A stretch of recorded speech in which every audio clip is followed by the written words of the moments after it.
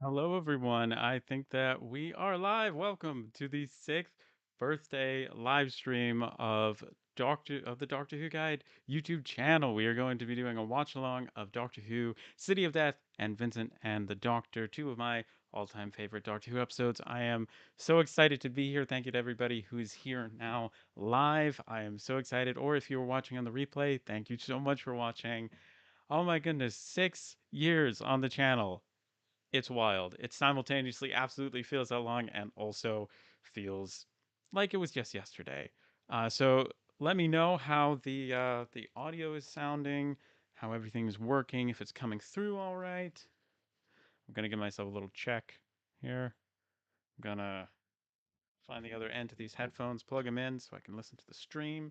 How is everybody doing in the chat? Louis Frisbee, Rebellious Projects, Nick Goodman, John Fisher, Whose Books. Thank you all for being here. So good to see you. Adrian James as well. Thank you to Ethan Anderson and Marker Sculpin as well. All right. Oh, that audio sounds nice. All right. All right. Won't be watching, just chatting. That's totally fine. That's totally fine. I have this fun little setup. My brother gave me his monitor setup, so I've got it off to the side here. It looks really cool, and I'm excited to be watching this with all of you. We're gonna get started in a little bit, but we're gonna give people time to join in. So thank you all so much for being here. I have City of Death in quite a lot of ways. That's what we'll be watching first. City of Death is my all-time favorite classic Doctor Who episode. I don't know what's the weather like where you are, because right now it's been raining, so I can think of nothing better to do than to sit back, relax, and enjoy a Doctor Who episode. Rebellious Project says, Happy birthday to the channel. Hello, Alex P. Oh my gosh, thank you so much. Oh my gosh. I'm sorry your Blu-ray, if your VLC media player is acting up. Rebellious Project says, I hope I pre-order season 2 next week. I've been skeptical about the price, but I'm able to afford it. Nice, nice. It definitely looks like it's going to be one of the best-selling sets yet. And I think they knew that, so I think they adjusted the number that they were making. Hello to Gary Contois, welcome, and Sonic Productions, hello. Thank you all so much for being a part of the Who crew. Thank you so much for watching, whether you've been watching for the past 6 minutes or the past 6 years. I really, really appreciate it, and I am so grateful to all of you for doing that. Uh, it is just really amazing. I'm so excited to be here with all of you. Oh my gosh, I have City of Death. That's what we're watching first. We're gonna probably start it at about 10 past on the hour.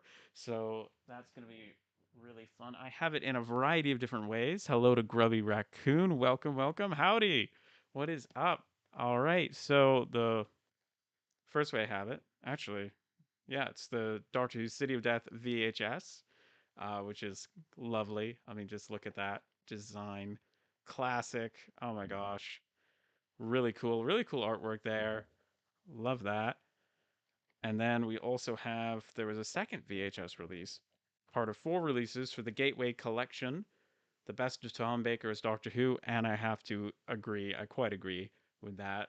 Oh my gosh, it's on VHS twice here, and then I have, of course, the Region 1 DVD.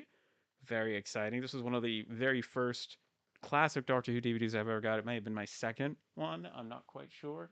Down here on this shelf, I think I also have, yes, that is correct, the lovely Region 2 DVD of City of Death. So you gotta love that too.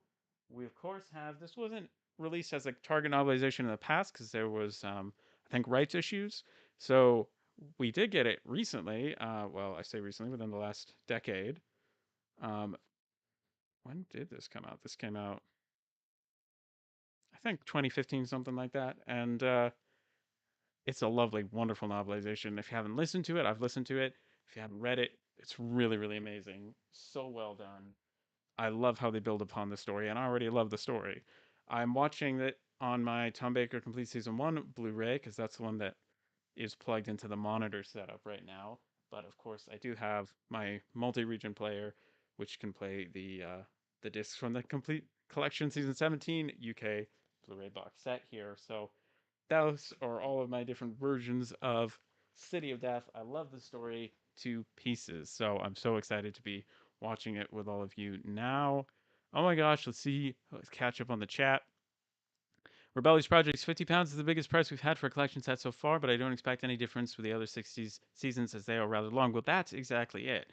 They are much longer. I mean, you think about they have this season will have I think about 38, 37 episodes total compared to the 26 that we normally get. Now, two of those are reconstructions, but that's only two of them, and so I think that definitely for me justifies the extra price. But it is expensive. It's definitely something that I save up for, and it's not something you don't notice, going out of your wallet. So that's for sure. Hello to Fancy Trish. Welcome, welcome, welcome. Whose books? I remember when season 2 was announced and rushed my mom to pre-order it for me. I was worried it was going to be like season 12 again. Absolutely. That's very valid. Oh my gosh. Rebellious Project says, jokes on you, nerds. I have the errored season 12 set, therefore I am superior. Oh my gosh. You're making me laugh. That is a definitely one of the rarer ones. And yeah, I think I'll have to check. I'm not sure yet if mine has the error or not. I did buy on Facebook Marketplace the I wonder if they're here on the shelf. Where would I put those? Oh yes.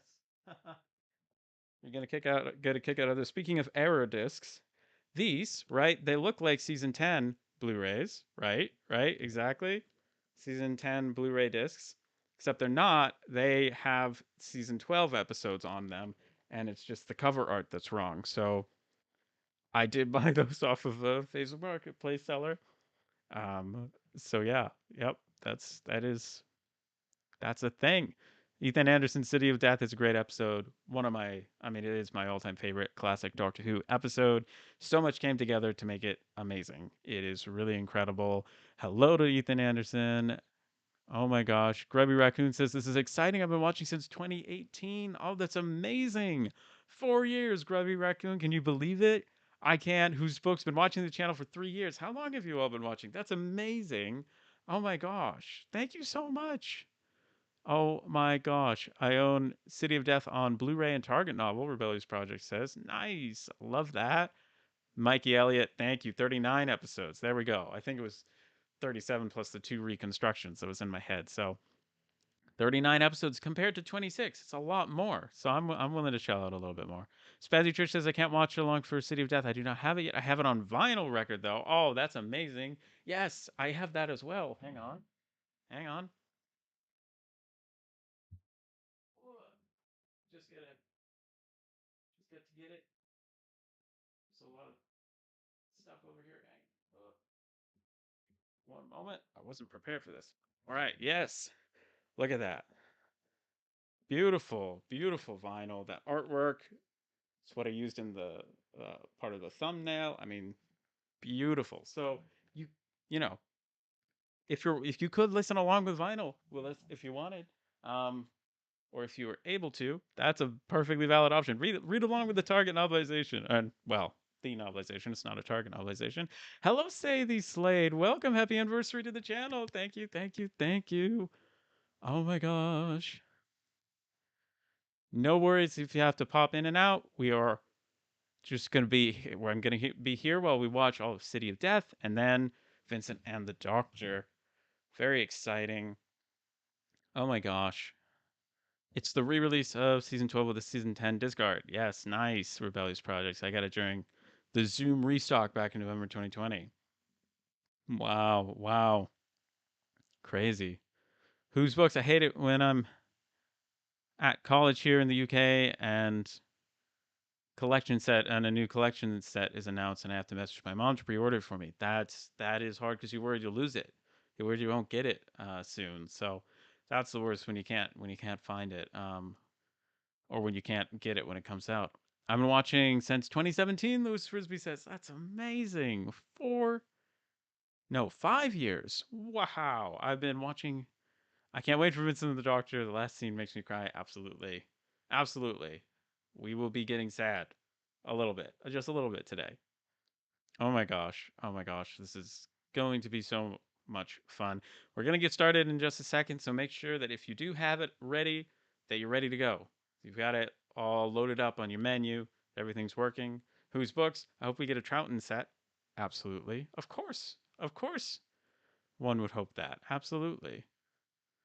It's that is going to be, I mean, we're going to get most likely which season, which Troughton set. I mean, it's definitely not going to be 4 first, I don't think. That would be very impressive, but they'd have to do reconstructions of the smugglers and plenty of other episodes. I think season 5 is pretty likely, but season 6 technically I think has the least missing episodes.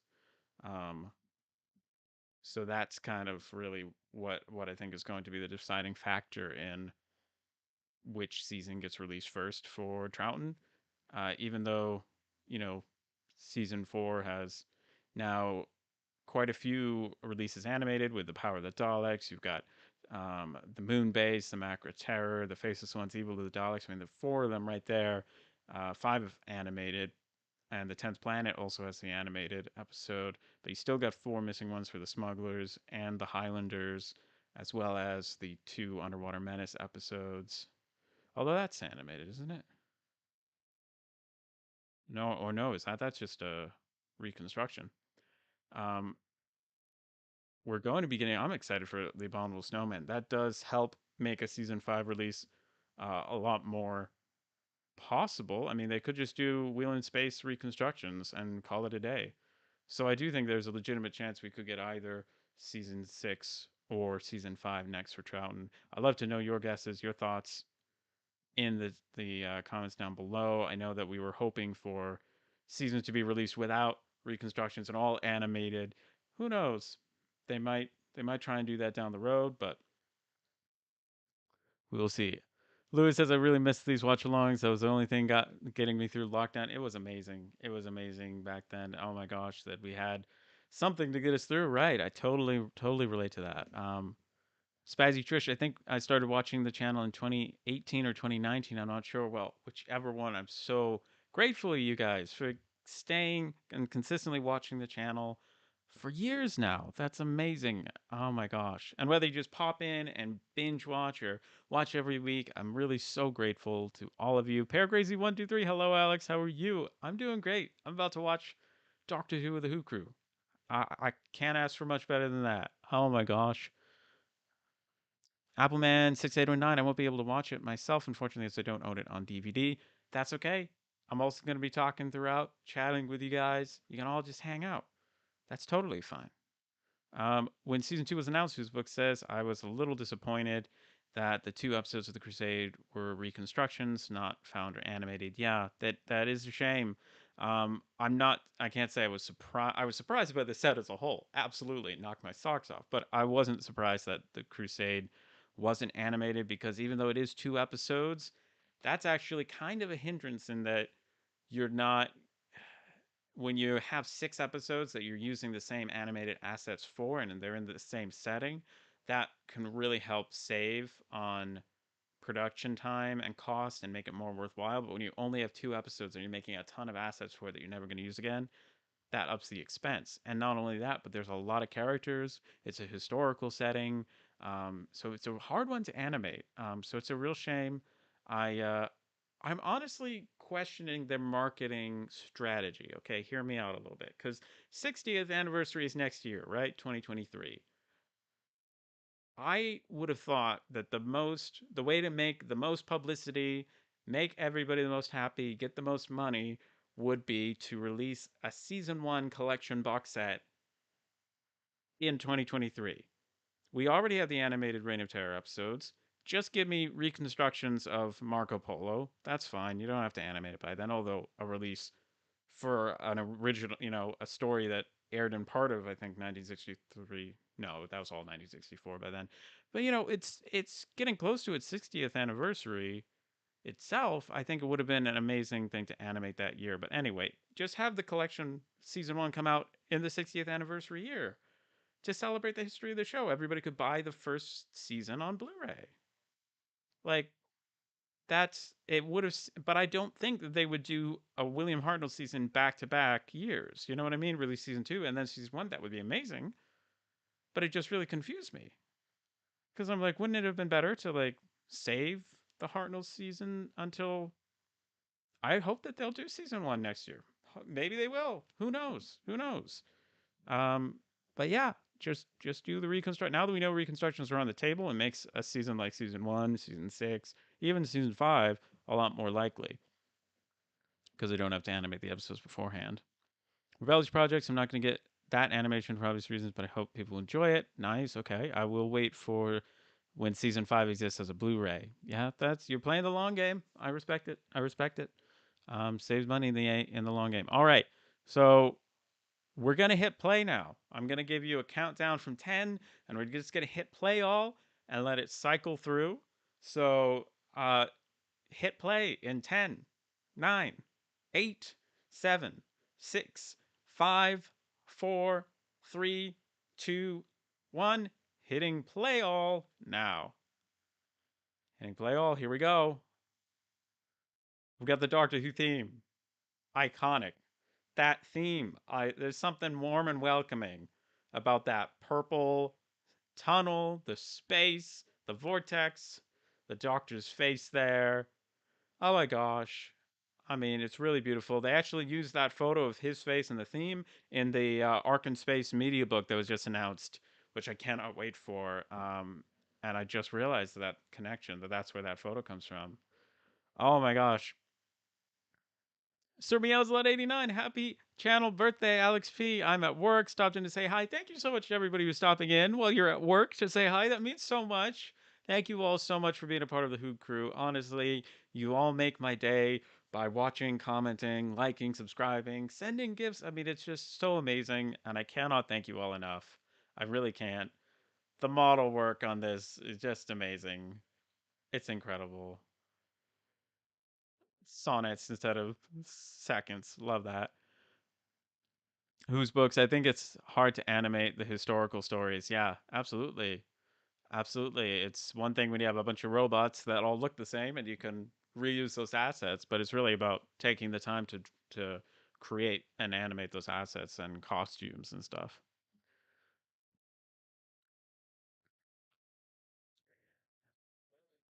Pear Crazy says been having some trouble with the BBC today. Hopefully it's been sorted now. And I've been looking forward to the stream. Thank you. I'm so glad you're here. Whose books? I don't like the recons because they make me fall asleep. Oh my gosh, we have an amazing model sequence coming up. The spaceship is just lifting off of the ground. Its three legs are closing in. There's a big moment here. I can't see the fishing line. I really can't. And then we have a little. Oh my gosh, a little effect. Screen's going negative. Oh my gosh, the sequence in the book is really great. You kind of get this sense of annoyance from and sarcasm that is so evident, and the humor that comes through from Douglas Adams. I love the novelization. Can't say enough good things about it. And then the huge, massive explosion. Oh, this story is just, it's my comfort story. It's like a comfort food, except it's for Doctor Who. You know what I mean? Mikey Elliott, I want season 7 for next year. That would be amazing. Pertwee's first season. It's a landmark year in Doctor Who history. It would make sense. I love that they did location filming in Paris for this. Makes it so much more real. It has a bouquet. This dialogue is just top notch. Who Crew Surveillance 89 says, absolutely. Whose books? What if they are releasing season 2 now because Caroline Ford is in the centenary special? Lol. There are rumors that more classic companions will return. Absolutely. I mean, I have no problem with season 2 being released now. I it makes me wonder if they're going to do two back-to-back Hartnell seasons. You know? Which I would be surprised if they did, but I'm all down for that. I love that, we're like for Vicky, like Maureen O'Brien doing that trailer, coming back to do that. That was amazing. And this season really celebrates almost all of her stories and how incredible to have that there and to have so many of them there and not missing. Really great. Really great. Oh, they're on the train. Where are we going? Are you talking philosophically or geographically? Love that. Oh my gosh. Let's rock the talkie, Ethan Anderson says. Oh my gosh. Yeah, I'm so excited for the Centenary special. Tegan, Ace coming back, rumors of more companions. Who knows? I just cannot wait. And the music in this, I could listen to it on a loop all the time. It's just amazing. They filmed in the train station, just incredible. Spazzy Church says I don't really like the animation style Doctor Who uses, but I've also not watched any reconstructions, so I don't know which are better, which I like better. Well, look, whatever gets you more immersed into the story, whatever you enjoy more, that's what I think that's what matters, right?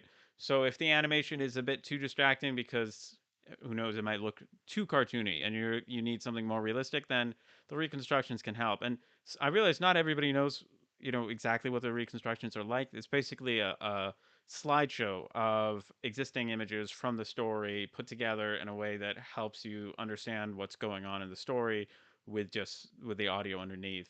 And sometimes they're photoshopped a little bit so that you know they take other photos and make it look more like what's going on in the scene.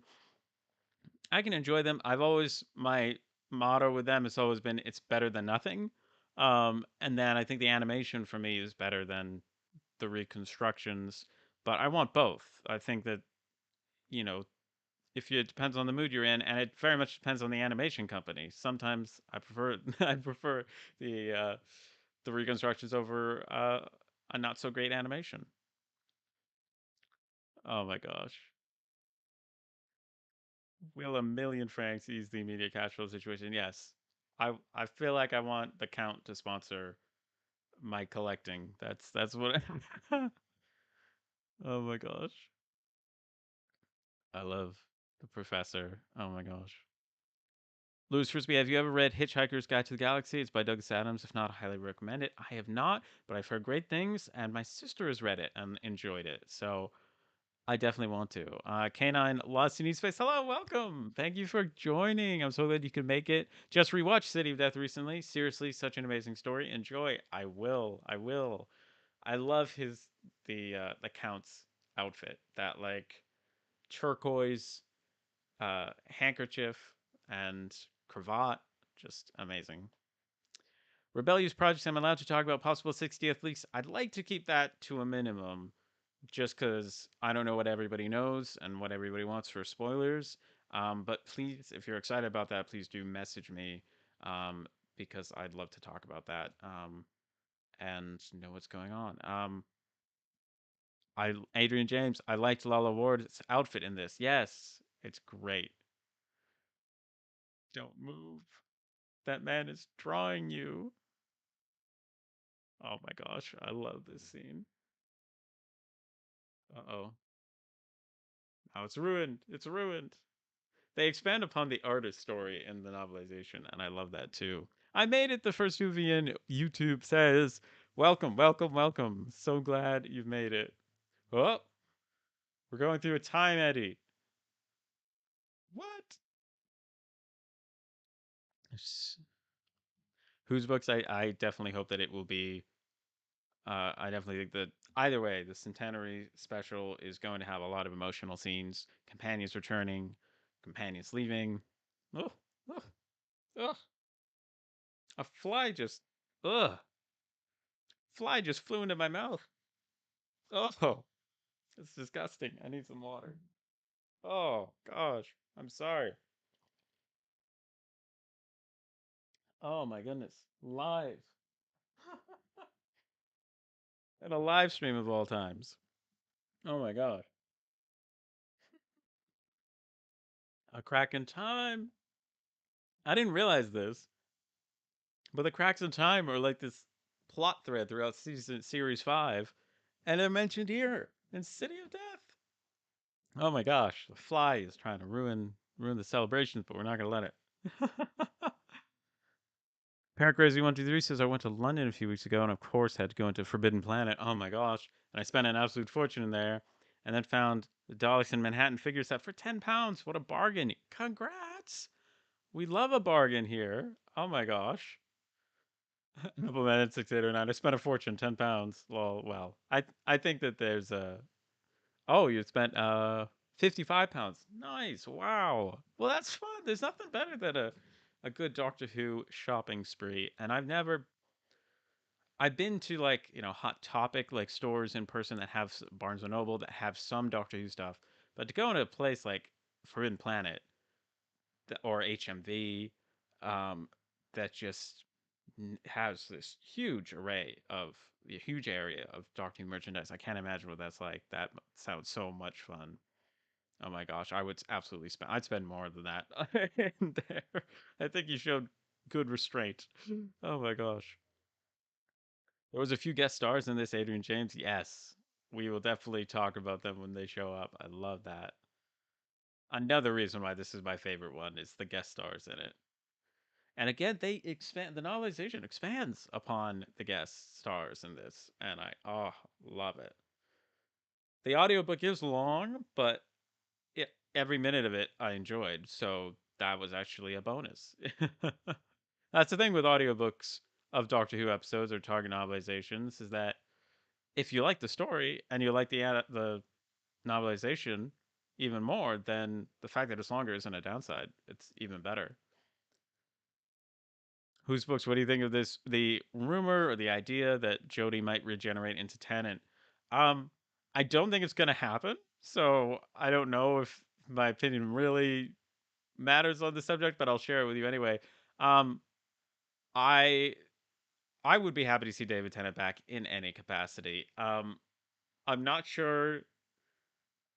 I'm not sure what the idea of degenerating would do, other than bring up back the possibility that any actor could come back as a Doctor, which I kind of think would be cool. I think for an episode, it would be really fun. I think that if they want to do like a full series with Tennant, they should just set it during his time as the Doctor, and do it that way. But any way you get David Tennant back into the show, I'm happy with. But I think really I'd like to see Jodie regenerate into Shooty and just have that tie between them.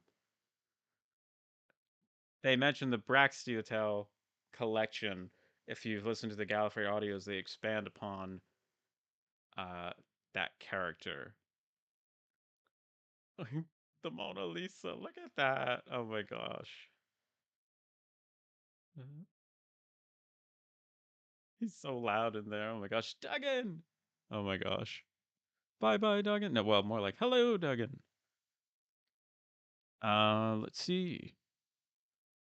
Rebellious projects when I go to London in November. That's when I will destroy my bank account buying stuff. Yeah, I totally get that. Totally get that. Whenever there's a new collection set or a German media book that comes out, I'm like, oh, there goes my spending money. Whose book? Sure, it's not The Fly from the Green Death, lol. Oh, I hope not. I swallowed it. Those would have been giant. Oh my gosh. Spazzy Trish, I talked my sister into watching since Jodie became the Doctor, and she doesn't want to watch back episodes, so I'm having to explain all about the past companions and Doctors for the Centenary special. Okay. Well, hopefully seeing them in the Centenary special might, if she likes the characters, might make her want to see some of the older episodes. I mean, really, we talk about the old episodes and the new episodes, but 2005 was quite a long ways away, so we're gonna have to start talking about the current episodes, the old episodes, the older episodes.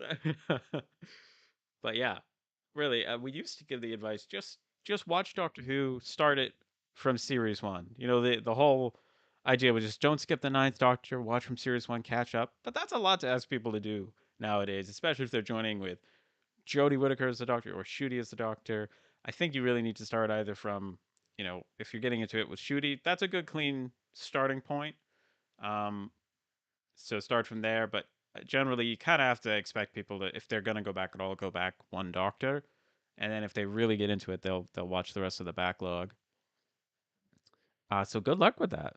And I'm so excited to tell her all about it. Spazzy Trish says, and she's just like, okay, about all of this. So I'm happy to talk to other people excited to be. Yes, absolutely. That's one of the best things about the Who crew and this channel is just finding people who are as excited about Doctor Who as we are. Who's your favorite classic companion? Adrian James asks. Oh my gosh.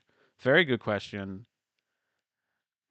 the professor is going on about what he appreciates: sleep and food, and I feel that. I absolutely relate to that. Favorite companion? Absolutely Sarah Jane Smith. Absolutely up there. I think Sarah Jane Smith and Ace, definitely two incredible companions in their own right. Both very strong willed, just had an amazing relationship with their doctors, and Sarah Jane with the third and the fourth doctor. Absolutely love her. And I mean, K9. How is K9 not at the top of anybody's favorite companions list for the classic series? I love Fraser Hides as Jamie. The fact that he was in more episodes than some doctors were. Like, that's huge. He stuck around for a while, a long time. I love the very first TARDIS family, and also Vicky and Steven. Like, I'll be very happy to sit down and watch a Hartnell episode. So I do feel a lot of ties there. And Joe Grant is the sweetest. Just Katie Manning, just so sweet. So absolutely. Oh, and I like Leela too, and Romana. It's so hard, but yeah, I hope that's somewhat answered your question. Hello, Boba Tennant. Welcome. Yay. Oh, it's so good to see you. I found some old 1985 Doctor Who comics today, Boba Tennant says. Ooh, that's exciting. Which ones? Whose books? I remember when I watched Legend of the Sea Devils with my mom, and when Ace and Tegan showed up in the trailer, I scared her with my excitement. I bet. I bet. Oh my gosh. Absolutely, that was the level of excitement we felt. Oh, look, Duggan's tailing them. Not very well, but we can forgive him for that. He doesn't know that. Oh, his project says my mom lost interest after Matt Smith, and when I showed her Genesis of the Daleks, the odd cut down omnibus, because as long as she said that she prefers 10th and 11th Doctor's era to this story. Oh my god. Yeah. There have been a couple of times where I've showed somebody an episode that's really good, like, an episode of the caliber of Genesis. I forget what it was. I was like, if you, and they didn't really like it. I'm like, if you don't like this, it's downhill from here. This is one of the best episodes, so this may not go well, but hey, you just gotta keep trying. Everybody's got different tastes, and if they're watching Doctor Who, I'm happy. I don't mind which era. K9 is amazing. Albumman6809 says, absolutely agree. Oh, there's a bracelet. A micromesin scanner? Oh, I want that prop, like for a costume. That would be really cool. Whose books? My favorites are Ian, Jamie, Sarah, Jane, and Ace. Gotta agree with that. That's amazing. Comment with who your favorite companions are, please. Share. We'll see what everybody's collective favorite is. Lewis Frisbee, also I mentioned a few weeks ago to get the Legacy of Time, celebrating 20 years of Big Finish, limited edition version for £15 on eBay, when it was originally priced at £45. Oh my gosh, that's a really good deal. Oh no. The Doctor and Romana are being held at gunpoint. But the Doctor's never, not really that bothered by it. He's very nonchalant about it. What's a water? That's my kind of order there. Oh, that set for the Count's house. So much there. Beautifully gilded, lots of golden furniture. Oh, that fireplace and mantle. It's amazing. Bo Tenant, great to see you too, Alex. I'm not 100% sure, but they start Fourth Doctor. I'll send some pictures. Oh, right. Later tonight, if you want, please do send some pictures, Bo Tenant. I think that I know the ones that you're talking about. Love some good old Doctor Who comics. Say these late Harry Sullivan. Oh, how could I forget Harry Sullivan? Harry Sullivan is definitely one of my all-time favorite companions. Love Harry Sullivan. It's amazing. Ace and Susan, Badger says, love it. Ace definitely one of the best companions ever. I loved the At Childhood's End book. Yeah, the Doctor's anything but well organized. Whose books I think we're going to get so many shocks and surprises in the centenary special, like we got in Fugitive of the June and Spyfall. Absolutely. If and here's what I get with the trailer. If they're showing us all of these returning characters and Sophie Aldred and Janet Fielding coming back, if they're showing us all that, we know that like they're not going to spoil everything. So what do they have up their sleeves that's that they can allow themselves to give away this much of the story? What? It's going to be amazing. Duggan always thinks he knows what's going on and doesn't. Favorite companion's got to be Jamie for me, but Lieutenant says that's a great pick. Great pick. Anyone in my employ who behaved like that, I'd sack him on the spot. Love this. Uh, Louis Frisbee says my favorite companion is Ace, as well as Sophie Aldred is just a really nice person to meet. That's amazing. That's always Sophie Aldred has always come across as a lovely person to meet and really nice. So I'm glad to hear that you all have had a great experience meeting Sophie Aldred. I'm jealous. That's amazing. Rebellious Projects has to be Graham. Graham is amazing. But actually, probably Sarah Jane. Yeah, can't decide between Ace, Sarah, Tegan, Nissa, Graham, and Joe. Great picks. I totally understand why you have trouble picking between them. There's also an element of like whoever I've watched the most recently, I enjoy the most, you know? Welcome to Titanic TARDIS. Thanks for coming. Whose books with this big secret they're keeping in the Centenary Special have 100% feeling Susan and Ian might show up. I hope for the 60th they'll be there because I think it would make a lot of sense. They're the two of the original companions, you know? But we'll see. We'll see. I think we're going to get so. Oh no, I said that. The Count's trying to figure out what's going on. There's more going on than for everybody to figure out. And that's kind of what's fun. It's a bit of a power struggle going on between the Count and the Countess. Oh, I think Ace and 13 are going to be brilliant together. Whose books? Absolutely. After after the book, which I hope that they reference and make super canon, but we'll see. We will see. But with Tennant, I met Sophie Aldred in possibly the oddest way possible. It was on a free Zoom meeting back in like August 2020. That's awesome. Oh my gosh. That must have been so fun. Titanic TARDIS met Sophie Aldred in 2017. Oh, that's amazing. Lucky. Oh, that would be incredible. He's so clean, he stinks. Gotta love Duggan. Gotta love Duggan. Hey, Rebellious Project's not that Zoom disc. I can't believe I wasn't in that Zoom. Oh my gosh. That sounds like a great Zoom. This shot of the Countess through the mirror. That's amazing to not get the camera or any other bits of the set in the reflection. That's impressive. uh, Rebellious Project says Sophie Aldred is the first actor I met from both media and Doctor Who in my life. That's amazing. First Doctor Who actor and only Doctor Who actor I've ever met is Sylvester McCoy at a convention back in 2015. And it was amazing. He was incredible. I got a signed copy of Survival, the Target novelization. Actually, that's nearby, I think. Whoa. I think it's here. Yep. I'll show you his signature right here.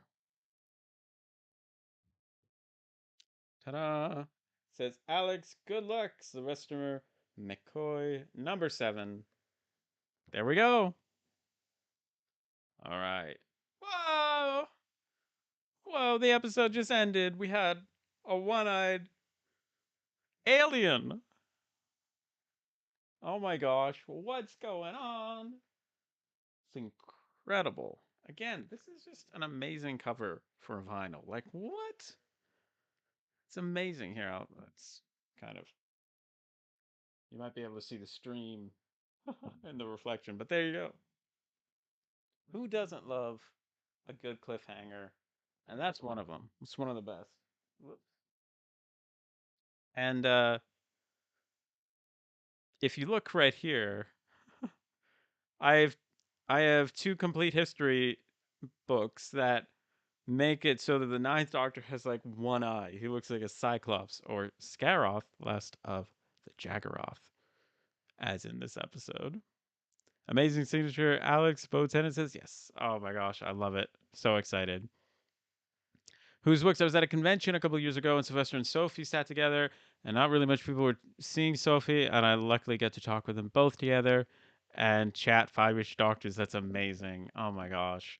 But with Tennant, the only Doctor Who star I actually met in person was Freema. Oh, nice. Nobody from Doctor Who's headed to the big convention here in Toronto this year, but hopefully next year. Yeah, hopefully. Absolutely. Rebellious Projects almost ordered the Faces One signed DVD through Anna Cool's website, but the payment didn't work. Ah, that's a shame. That's really frustrating. Whose books also only got a photo with Sophie for free at the table, while was paying for one with Sylvester. Didn't get an autograph from it. Yeah, I think it was $50 for the autograph and 50 for the photograph. And love the photograph. It's amazing. Um, it's around here somewhere, but I loved it. Loved it. He was so nice to meet. Very nice. Oh my gosh. The recap. Oh, the tentacles. Oh my gosh, those giant drawers that they're walking the Doctor and Romana through, you can go and see nowadays and get pictures of. I think it's the Geek's Handbag has an excellent vlog of the locations going around to these locations in Paris and recreating the photos, and it's amazing. Love to do that someday. Definitely going to do that someday. Mikey Elliott says, I got my season 26 book that's signed by McCoy. That's so cool. I love when you can get a collection set signed. That's just so satisfying. Oh my gosh.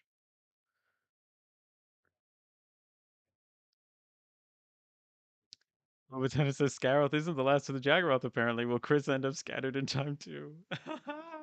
Yes, exactly.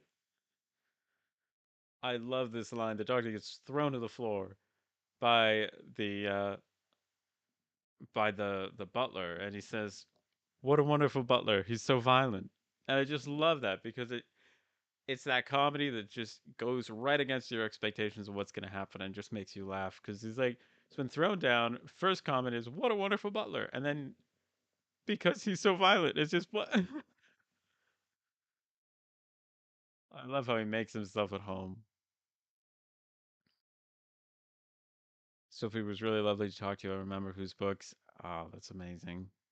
Welcome back, Appleman6809. Ethan says, My prize is my signed photo of my favorite Dr. Tom Baker. Absolutely. I ordered one from his website. It's of Tom Baker holding a kitten. Beautiful.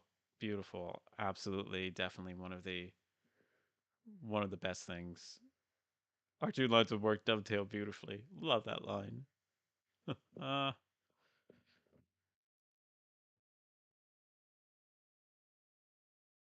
Titanic artist says, since around April, I've been collecting merchandise for the TV movie. So far, I've found the German VHS, Australian VHS, two TV guides, and the Region 4 DVD.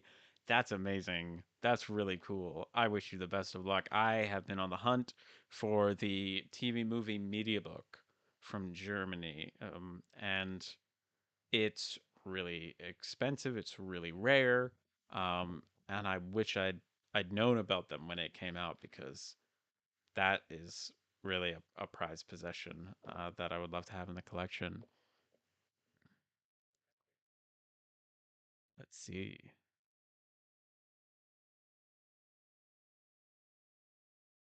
Whose books? It's crazy that Jodie Whittaker, Sacha Joanne, and Joe Martin are going to a convention in Birmingham near me in the UK, but can't afford it at the moment. So painful. Oh, that's the worst. Conventions are so expensive. Just getting in is expensive. Getting a photo, because you kind of have to at some conventions in order to even see the person. Um, and or getting an autograph or something, it adds up really quickly. Especially if there are several people you want to see several people. My dear, no one could be as stupid as he seems.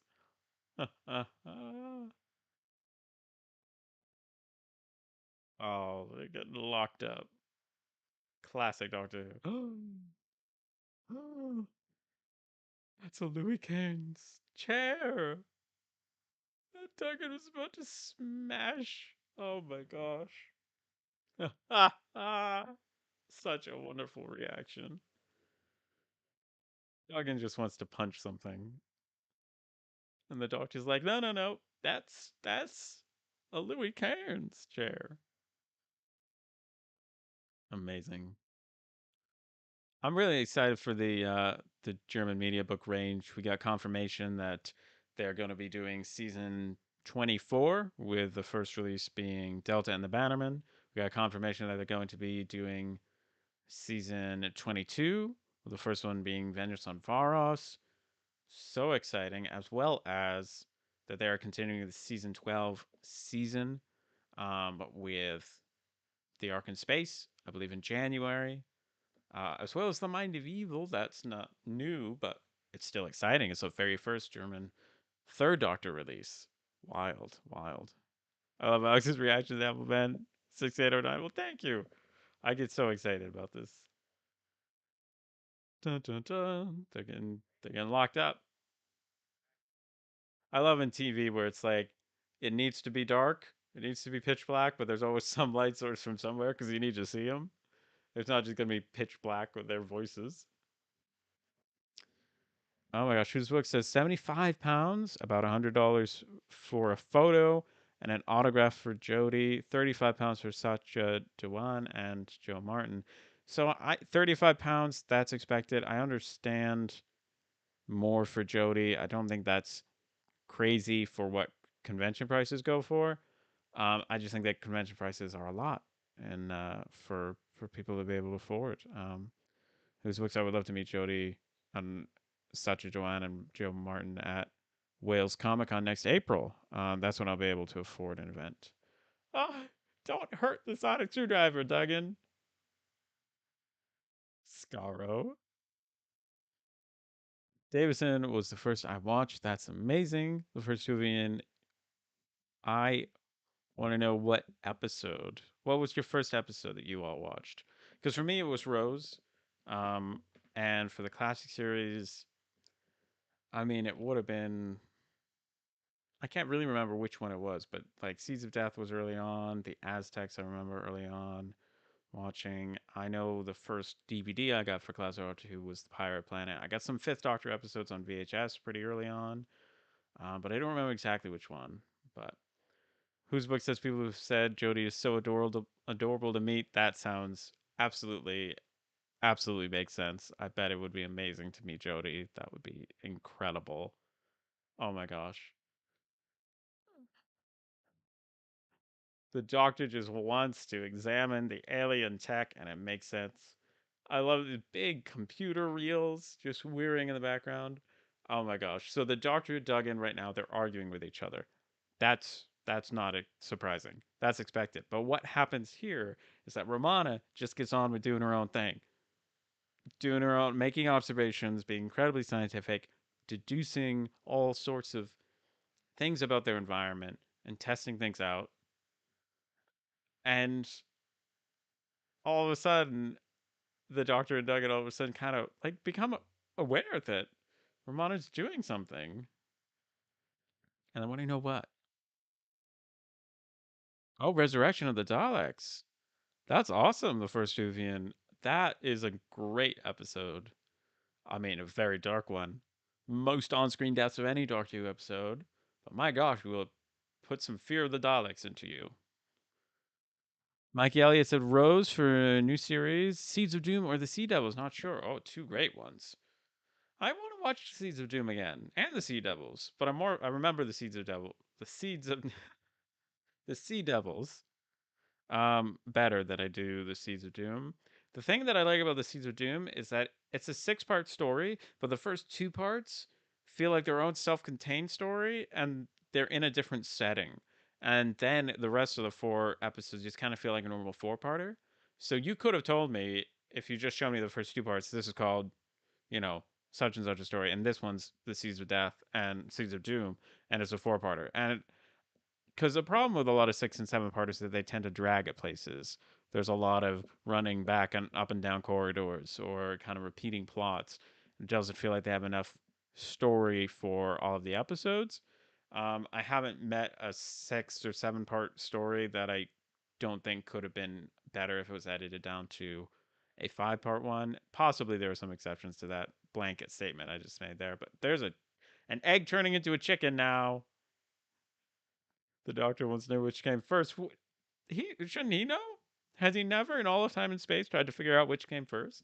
But that's why I love the Seeds of Doom, because it doesn't feel to me like a long six-part story. Let's see, whose books? My first story I watched was Waters of Mars. Oh my gosh, that's a scary one here in the UK on a channel called Watch, and used to show modern Doctor Who episodes back in 2012. And that's what made me into it. Whovian was Tennant, of course. You must have loved the Time Lord Victorious range then. Oh my gosh, that's amazing. My first story was a repeat of New Earth when my first new episode was Partners in. Then my first new episode was Partners in Crime. My first classic story was Five Doctors. That's a great one to start with. You guys all got like great intro episodes. TARDIS Spider, hello to John Fisher. Yes, absolutely. Hello to TARDIS Spider. Welcome. The Titanic TARDIS. We're talking about the very first episodes of Doctor Who we saw. The first episode I watched was the ending of The Snowman on Christmas Day, 2012. But the first full episode I saw was Under the Lake. So I think that the first episode that we watched as it aired as a family was Asylum of the Daleks. And that was very exciting because what we would do before then, oh my gosh, this chicken's turning into a skeleton. Oh, they're working out some technical problems. Oh my gosh. I love the doctor's just like, I know what I'm talking about. I'm a Time Lord. It's his area of expertise. Of course he knows what you're talking about. What was I talking about? That me knowing what I was talking about. That's the thing here. That's the key.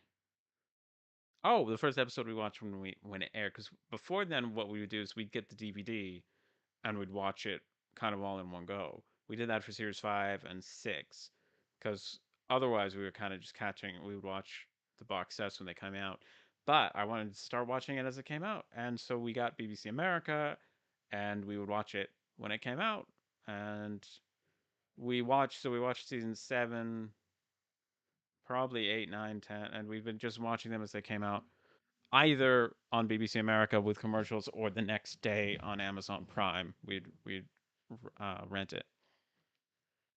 Oh, Boba Tennant, I want to see those comics. Thank you for messaging them. Oh my gosh.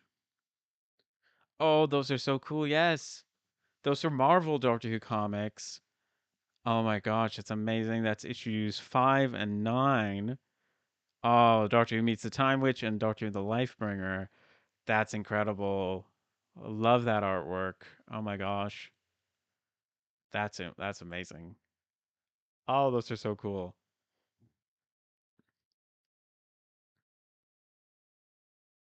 That's okay, First Juvian. We'll get your message even in just little bits. Harder Spider, that would be Robots of Death. Duggan is just knocking people out left, right, and center here. I can't say it doesn't come in handy, but he's not supposed to do that. Romanus discovered a secret room while they've been arguing. And well, the doctor's like, are you just going to keep knocking out people who I'm talking to?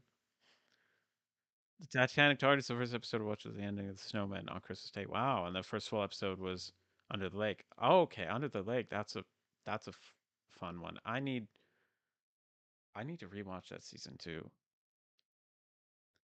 I remember I was creeped out by the water people in that Tennant episode, whose books absolutely. I've showed. If you want an episode, and again, I love Vincent and the Doctor. If you want an episode to get somebody into Doctor Who, Vincent and the Doctor every single time. It's 45 minutes. It's not a two-parter where, there are many amazing two-parters, but you kind of need to get a lot of, like you need a lot of context for them. So with Vincent the Doctor, you don't need to know anything other than figuring out, okay, he travels in time. Like, and from there on, it's one of the most beautiful, heartwarming, tear-jerking episodes that I think encapsulates perfectly the beauty of Doctor Who and what it can do with it time travel. And just I don't think anybody can watch that and not, if you're not tearing up a little bit, even on the inside, just a little bit, then I don't know. I don't know how. It's just so incredible, and I've definitely have successfully gotten um at least one person into Doctor Who using just Vincent and the Doctor. Um, they got hardcore into it. TARDIS Spider we watch on PBS. That's so cool. What was that like? When was it on? PBS was for a lot of American fans. PBS was a really it really brought Doctor Who to a lot of American Doctor Who fans. And PBS has always introduced us. Like it got we watched all of Downton Abbey on Masterpiece Classic on PBS. So it really brought over a lot of British television to the US. Whose book's the first classic Doctor Who I bought was the beginning box set back in 2013 because my mom said I will love classic Doctor Who, and I do. That's amazing that you have that connection with your family, with your mom. That was something I loved in the interview I did with Will Hadcroft, was hearing about how his mother watched the very first Doctor Who episode when she was 18, and then he was brought up with it from 4, onwards. And to have that connection with your family, I loved it. It was one of the shows, probably the one show that everybody in my family loved. And we've just kept watching it, and it's just great to have that connection. Duggan's about to run through a wall, and I'm here for it. Oh my god. Oh, they're styrofoam. Oh my gosh. Oh, wow. You can see the styrofoam side of one of them. Oh my gosh. I've tried that. If they do bring back past doctors, bring McCoy. McCoy is amazing. I agree, First Juvian. We need more Seventh Doctor in our lives. And he's just so fun. So amazing. The beginning box set is a great one. It's a great one. If you can go all the way that far back with the black and white and the slower pacing because it was literally filmed live, oh my gosh, then you're gonna enjoy the rest of Doctor Who because it only gets more fast paced, more engaging, more colorful. Literally, this scene is amazing with the Mona Lisas. Oh my gosh, this is iconic. It just sets up a mystery. The person who had to paint all of these Mona Lisas, I don't know how they did it. I suppose one at a time. My mom used to watch Sean Pertwee and stopped when Davison left, whose books. Oh, that's wild. Wow. She wasn't a fan of Colin Baker and Sylvester McCoy, so I showed some of their stories. And she likes them now. Oh, that's amazing. Good for you. Standing up for the 80s doctors. That's cool. I mean, it does have to depend on, what's going on in your life, where your life you're at in your life, and who you like, what you like in their doctor. If you haven't seen that interview that I did with Will Hadcroft, I highly, highly recommend it. Definitely had such a blast just talking with Will Hadcroft, author of Doctor Who The Resurrection Plant CD that came out this month. He was just amazing to chat with, and we had such a lovely conversation. It was so much fun, and he tells such engaging and articulate stories that it was a blast. So I highly recommend it. No, the Doctor would not make a good criminal, or would he? I suppose it's an argument to make. Thank you so much, everybody who's liking the stream. I really appreciate that. That's very helpful. Helps get it out to more of members of the Who crew. That is amazing. Comment down below with something you've collected recently that you're excited about. Comment down below. I'd love to know. Because who doesn't love collecting Doctor Who? It's amazing. See, I've got currently I'm watching City of Death on the Blu-ray. I love that we now have easily accessible complete seasons of Doctor Who with all the bonus features on Blu-ray. Because the more people we can get into Doctor Who, the better. Why is it that every time I start to talk to somebody, you knock him unconscious? Craziness. Got the two City of Death DVDs. Love it. Love it. So cool. This was one of the earliest DVDs I ever purchased for Doctor Who. Um, doo-doo-doo. And then I don't have the Series 5 Steelbook. Comment if you have the Series 5 Steelbook, because I'm jealous of you, but I'm also happy for you. But I'm going to watch Vincent and the Doctor on the Blu-ray disc here for the US set, because that would be great. I'd love to get the complete history with City of Death. I don't have it yet, but that would be amazing. McCoy was the first era you owned on DVD. That's cool. The first Julian. Tartar Spider says, well, I got a John Levine autograph and an amazing mystery box for Father's Day. That's so fun. How sweet. What a great Father's Day present. Duggan cannot sneak around, apparently. Look at him. Just so all y'all watching know, we're going to pause after episode 2 ends, and we're going to take a little break, a little 10-minute break. So just be prepared to pause there, because that's what we'll be doing. Let's see. Whose books? My granddad used to tell me that he remembered watching all of William Hartnell and Patrick Troughton. I said to him, I'm jealous you got to watch the missing episodes. Oh, I know. Anybody who's seen the missing episodes, oh, that is so special, so incredible to remember that. And see, the Sonic is used in this episode, but I don't think it's overused. I think it's helpful because the Doctor needs to break into the Louvre, you know? Of course, you need some help there. Oh, the first era I own on DVD is Hartnell. Oh, that's cool. Love that. Yeah, I got the beginning box set, well, on the Lost Time collection. The best box set you can buy for Doctor Who. Not quite so much anymore, but I got that pretty early on, and I remember being very excited when I got it. Because the missing episodes, to just get even clips of them is so amazing. Oh, and then I love that in this story you still have time travel. You have a lot of time travel actually in this story, but it's not just the kind of one and done time travel destination. It all kind of loops in and is tied together. It's not like, oh, we came back to this historical moment, we shouldn't change it. Those stories are great, but it's fun when you get a non-traditional usage of time travel in a Doctor Who episode. That's what I think anyway. I don't own any Big Finish, the Vesuvian says. That's okay. I own a lot of it on download, not a ton of it on CD, but I do have some, and I highly recommend it.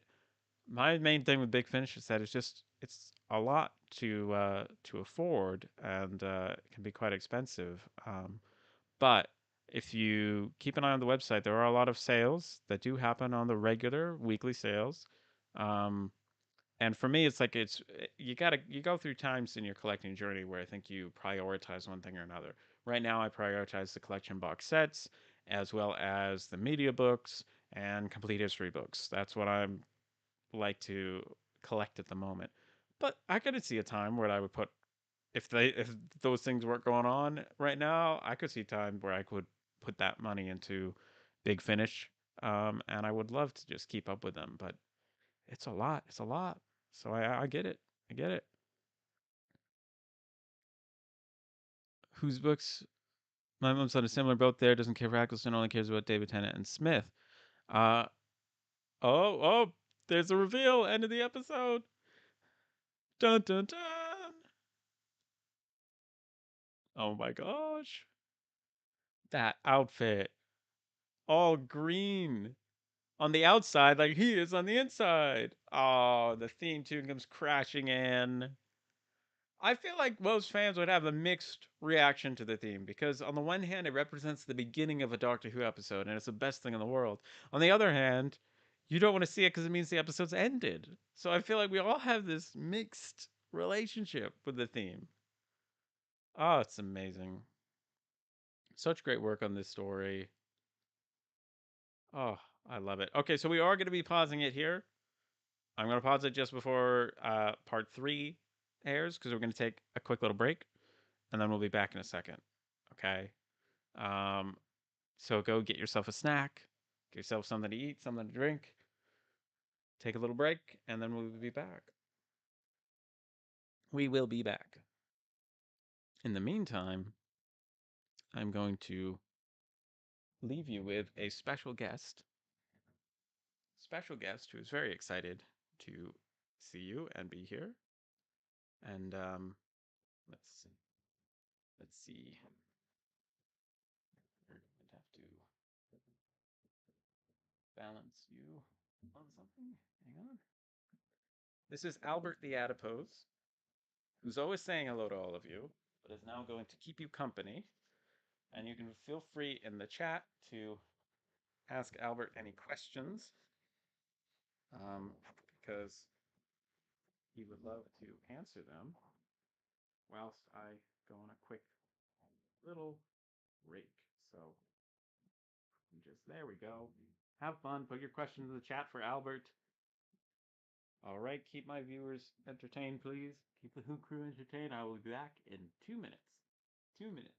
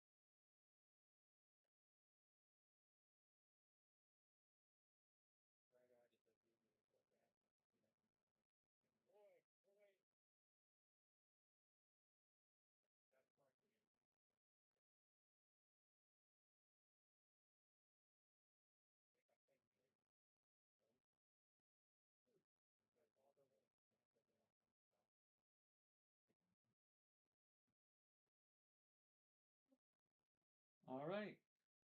All right. I am back.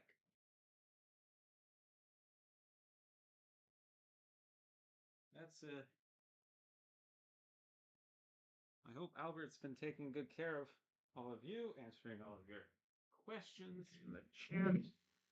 So good to have somebody to fill in for me when I need him to. So, all right. Let's see. Where are we gonna? I think we're gonna leave Albert here. And let's see. All right. Move these things. All right. I want to see what questions you had for Albert. All right, let's see what questions you had for Albert. We are back. Let's see. All right, so we have Appleman6809 says Albert in all caps. The Titanic TARDIS says hello, King Albert. All hail King Albert. Albert the Adipose is Alex. Peace. KO. All right, Rebellious Project says yes, we are taking a break. Please someone get the reference I said. I'm afraid I don't, but TARDIS Fighter says coffee time. Nice. We are on City of Death Part 3. Part 3. We're going to start in in a couple of minutes. So, here we go. So, Albert's favorite episode is obviously Doctor Who Partners in Crime. Albert watches Partners in Crime on a loop constantly. It's actually driving me a little bit crazy. But Albert gets what Albert wants. And so he's excited to be here today. He really petitioned hard that we should watch Partners in Crime. But I said no. This is you know we are celebrating the Doctor Who guide today, and all what I want to do is just watch my favorite episodes. And so Albert is a little bit salty about that, but he's really enjoying City of Death now that we've started. Um, and I think it's good to expose him to other doctors that aren't the 10th Doctor and Donna. Hello to Mike. Welcome. Welcome, welcome. How are you? We are going to start Doctor Who, the City of Death, if I can speak, Part 3. I'm going to give a countdown from 10, and then we can all press play in 10, 9, 8, 7, 6, 5, 4, 3, 2, 1. Press play now. Start watching episode 3. Da, da, da, da. Here we go. And it is starting. We have the theme coming in right now. Love that theme. Rebellious Projects, the cow are creatures that appear in Sonic the Hedgehog. They're mystical species inhabiting various areas of Sonic's world. Yes, I have a Sonic phase. Why do you phase? Yes, I am having a Sonic phase. Why do you ask? Well, I definitely went through a Sonic phase. My brother went through a Sonic phase. So yeah, absolutely. Loved it. Um, but I did not get that reference. I was not that really, into it. It's been a while. Let's see. Trying to not block Albert. There we go.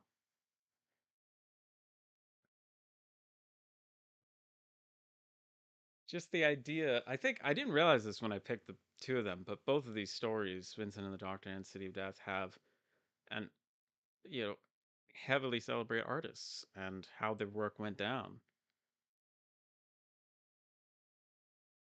Oh, the Doctor's at sword point.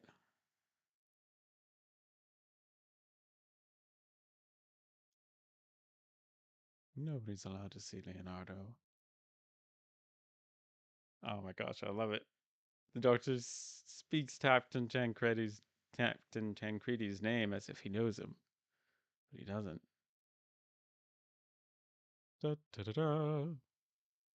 Oh, that green outfit with the cape and the boots. Dun dun dun.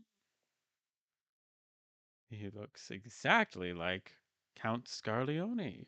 What's going on? Whose books, as I said earlier, Alex, uh, my granddad's Doctor Who episode memories was with the seaweed. So I said Fury from the Deep. So we watched the story and animation together and brought back memories for him. Oh, that's amazing. That's so cool. Mike says, I don't have BritBox or any DVDs, so I have no way to watch classic Doctor Who right now. I used to have one.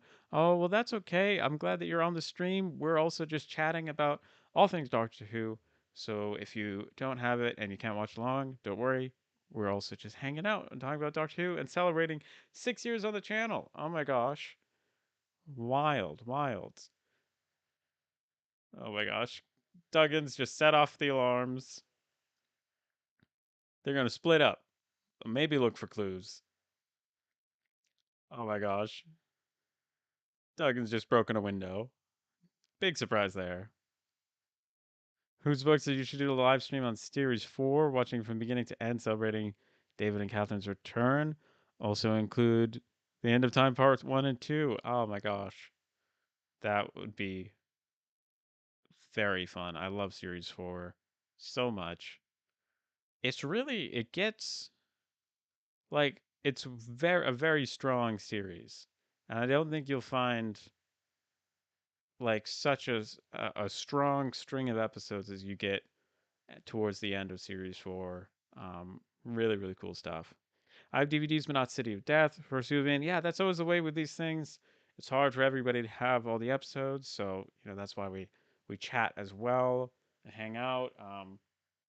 Sometimes you only have the book, which is also amazing. I love the book. It's really, really cool. Really well done.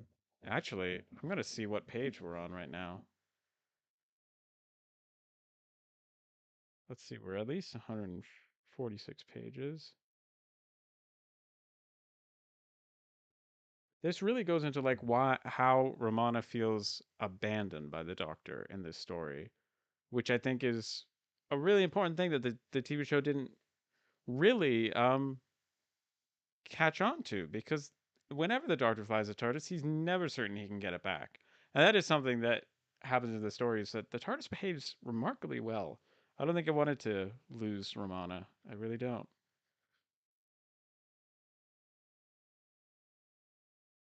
Let's see.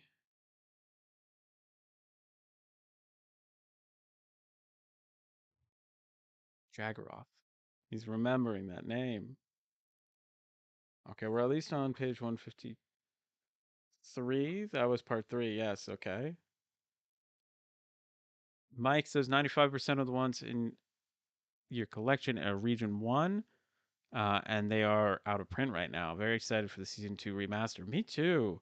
Yeah, a lot of the region one DVDs are out of print, and I'm so glad that it's now coming out on Blu-ray, because it makes it more accessible at a cheaper price.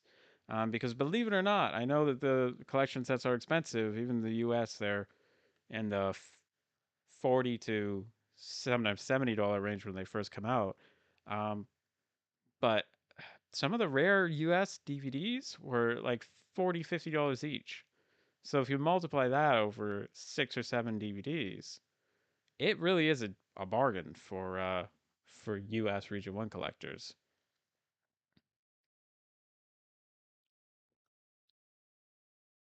The Doctor is being interrogated by Captain Tancredi. I think Troughton is the next box set after season 2, Joseph says. Very, very possibly. I think season 5, season 6, they're very much options. It's they could go either way with it. Will we be doing a Doctor Who updated room tour or collection update? Whose book says yes, absolutely. It's about that time of year that I think it definitely could do with an update. Um, it's only $20 to $30 here. Oh, season 22 where I get them is only $20 to $30 here. Yeah, exactly. So it's like $20 for 8 stories. You got $160 right there. So wild, wild. The Doctor's trying to appeal to the guards. Better, better nature, but I'm not sure he has one. And I'm sure the BBC would have had the money to do the 2 episodes of the Crusade, but they didn't do it in animation form. See, that's what gets me, is that I, however the model works, they really do need a lot of funding for the animations. It's a very expensive process. Um, and I would think that the sales would cover that, but apparently not. Maybe they need it ahead of time to justify doing the animation. I really don't understand how the back end of that all works, but I definitely think that the Crusade uh, is a legitimately very hard one to animate, and it's also not one that's likely to sell very well, because it doesn't have like any famous Doctor Who monsters in it. You know what I mean? So you know, the Doctor just punched the guard on the chin. I'm not sure I believe he did that hard enough to knock him out, but they definitely, I was disappointed that it was just a reconstruction. But bear in mind, we haven't even had a reconstruction of the Crusade before, and so I think it's definitely going to be better than the than nothing to have the reconstruction. Oh my gosh, the Doctor's writing "This is a fake" on the back of all of them. Oh my gosh, that would be really cool. Whose books? Joseph says season 20 uh, is next year. Hopefully. I would like season 20 to come out next year. Adrian says, absolutely. I think we're all really looking forward to that fifth Doctor season coming out. We haven't had a fifth Doctor season since 2019. It's nothing personal. It's just been technical, logistical delays that have stopped them from releasing it now. So I think that that's going to be very exciting. I think season 20 would make a lot of sense because it's again an anniversary year, kind of, um, and that would be a good one to celebrate. And hopefully, I think they would include the Five Doctors on it, so that would make sense.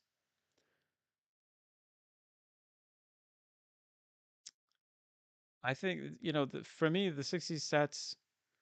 It would be nice if they trying to get through. TARDIS Spider says trying to get through what Joseph is guessing the last box set will be in 2027 and season 13. So they're definitely going to do one Tom Baker every year. So that means we've got three more left with 13, 15, and 16. And they've got 16. I don't think they'd save 16 for last. I think they would definitely save. I mean, 13 is a really well loved season. I think it would be a good idea to save it for later, but whatever I think they're going to do, they do the complete opposite. So that's really all I can guess. Go on. Whose book's the only copy of City of Death I have is the Blu-ray on season 17 because I'm upgrading my original DVDs to Blu-ray and selling old DVDs on Facebook and eBay to earn money for the collection sets. A lot of people are doing that. That's a great way to make it more affordable because these are expensive. Thank you so much, Whose Books, for hanging out. It's been so wonderful to have you here for the live stream. Thank you so much for being a member of the Who Crew. I really, really appreciate it. It's been so wonderful consistently seeing your comments, and I'm so grateful to all of you who are watching, and also to Whose Books for all being here and watching this live stream with me now and spending this time, as well as all of the times that you commented, liked, just watched a video, shared it. I really, really appreciate it. You all are amazing. So thank you so much. Season 3 will be the last of all of those missing episodes of Versus Movie says, I absolutely agree. Season 3 is definitely going to be the last because it's got the most missing episodes. And I can't imagine that they would just release it with all reconstructions. That would seem a bit disappointing. Um, and I think that like animating animating an episode and then releasing it with like exclusively on a collection box set or at least exclusively first on a collection box set would really drive up the sales. It just would be a great business model. That being said, I do think that people would be disappointed if the steelbook, if it, each animation didn't get a DVD, Blu-ray, and steelbook release as well. But like to have it come out first on a collection box set, that would be such a great marketing strategy. Such a great one. Rebellious Projects, I do want to know what you did with the DVDs to have the collection sets as the main things on your shelf. Oh, you just stored them in a cupboard near me. Nice. Well, I hope the cupboard's bigger on the inside. Is it a blue cupboard? Looks like a police box. Most of season 3 doesn't have reconstructions, though. That's true. Well, not official ones. No, you're right. Um, so yeah, that's again like with the Crusade. I'm excited to have just an official reconstruction of it. So that's really cool. I like in the book they have a section where the Doctor reads a note from Leonardo that's backwards. So if you put it in a mirror, you'll see it as the right way around. Just fun little touches like that that make the book so fun to read. Um, I also I love the if you take the dust jacket off. Look at that beautiful gold. Oops, I'm holding it the wrong way. Ta-da! I say it is gold. It's beautiful, beautiful.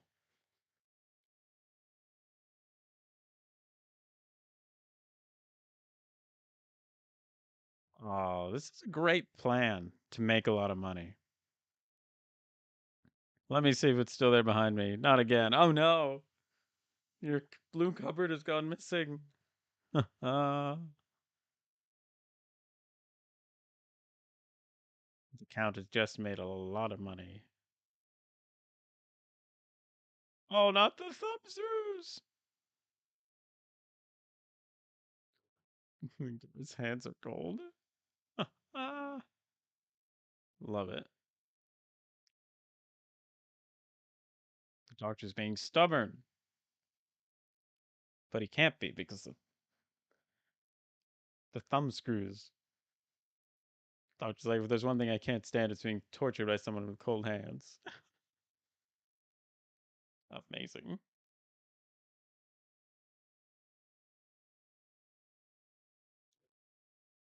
The doctor's really just trying to protect Romana in this moment, which is an interesting thing that the novelization expands upon, is how he feels responsible for her and is worried about her. He's trying to flip the interrogation around, but he might get away with it if these different splinters of Scaroth are too distracted. There's also this idea that in the novelization that the further in time that a splinter is, the less it knows that it's part of Scaroth, Last of the Jaggeroth. And he has these kind of lucid moments where he does know that and he communes with himself. But others, he's also the one who thinks that he's most human, which I think is really fascinating. A really fascinating aspect of the character and the way that it's written. Who's excited for the Abominable Snowman release? I am thrilled that that is happening, that that has happened. I read the preview for it in this month's Doctor Who magazine, and it looks really exciting, really cool to see what they've included and just how they've animated it, put it together. I'm excited. I like this animation company that they used, that they're using for the Abominable Snowman. I can't wait to see what they've done. Oh, Scaroth is communing with himself.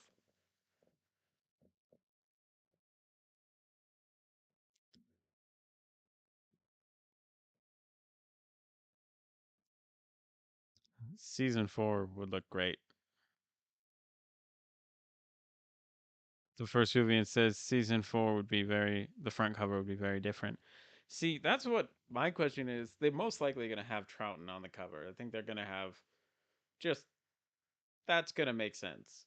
However, are they going to have like a little teeny tiny first Doctor? Because we don't know how they would do a season box set with two Doctors yet. Um, I don't think they would have two Doctors on the cover. I think they would give the Doctor who had the majority of episodes the pride of place. But I am very excited to see what um, Lee Binding does for that. And it's interesting, the disc art, they went with that green theme for season 2 so that they didn't have to colorize all of those ones. I understand that that's a long process to go through, and I think they probably just didn't want to pay that much to have Lee Binding do all of that.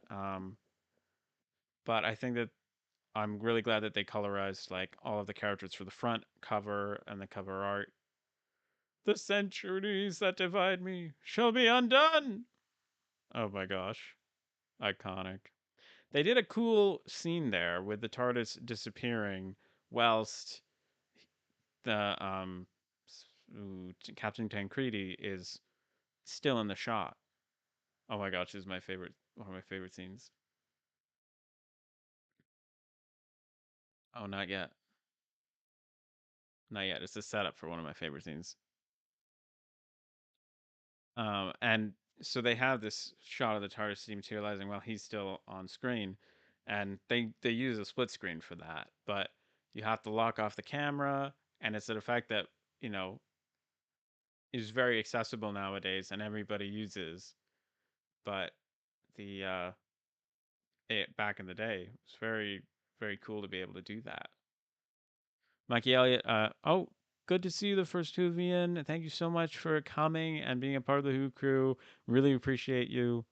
Hope you have a wonderful rest of your day. Mikey Elliott says, I ordered from HMV because I should get a few days before it gets released. Yeti are one of my favorite monsters, so I'll be happy to see both of their stories. That's amazing.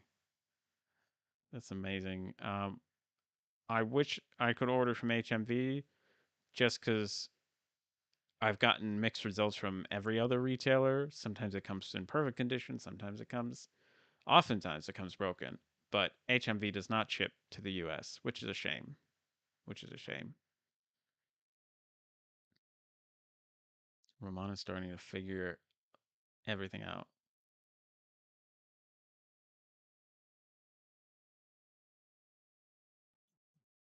Duggan's trying to figure things out, doing his best.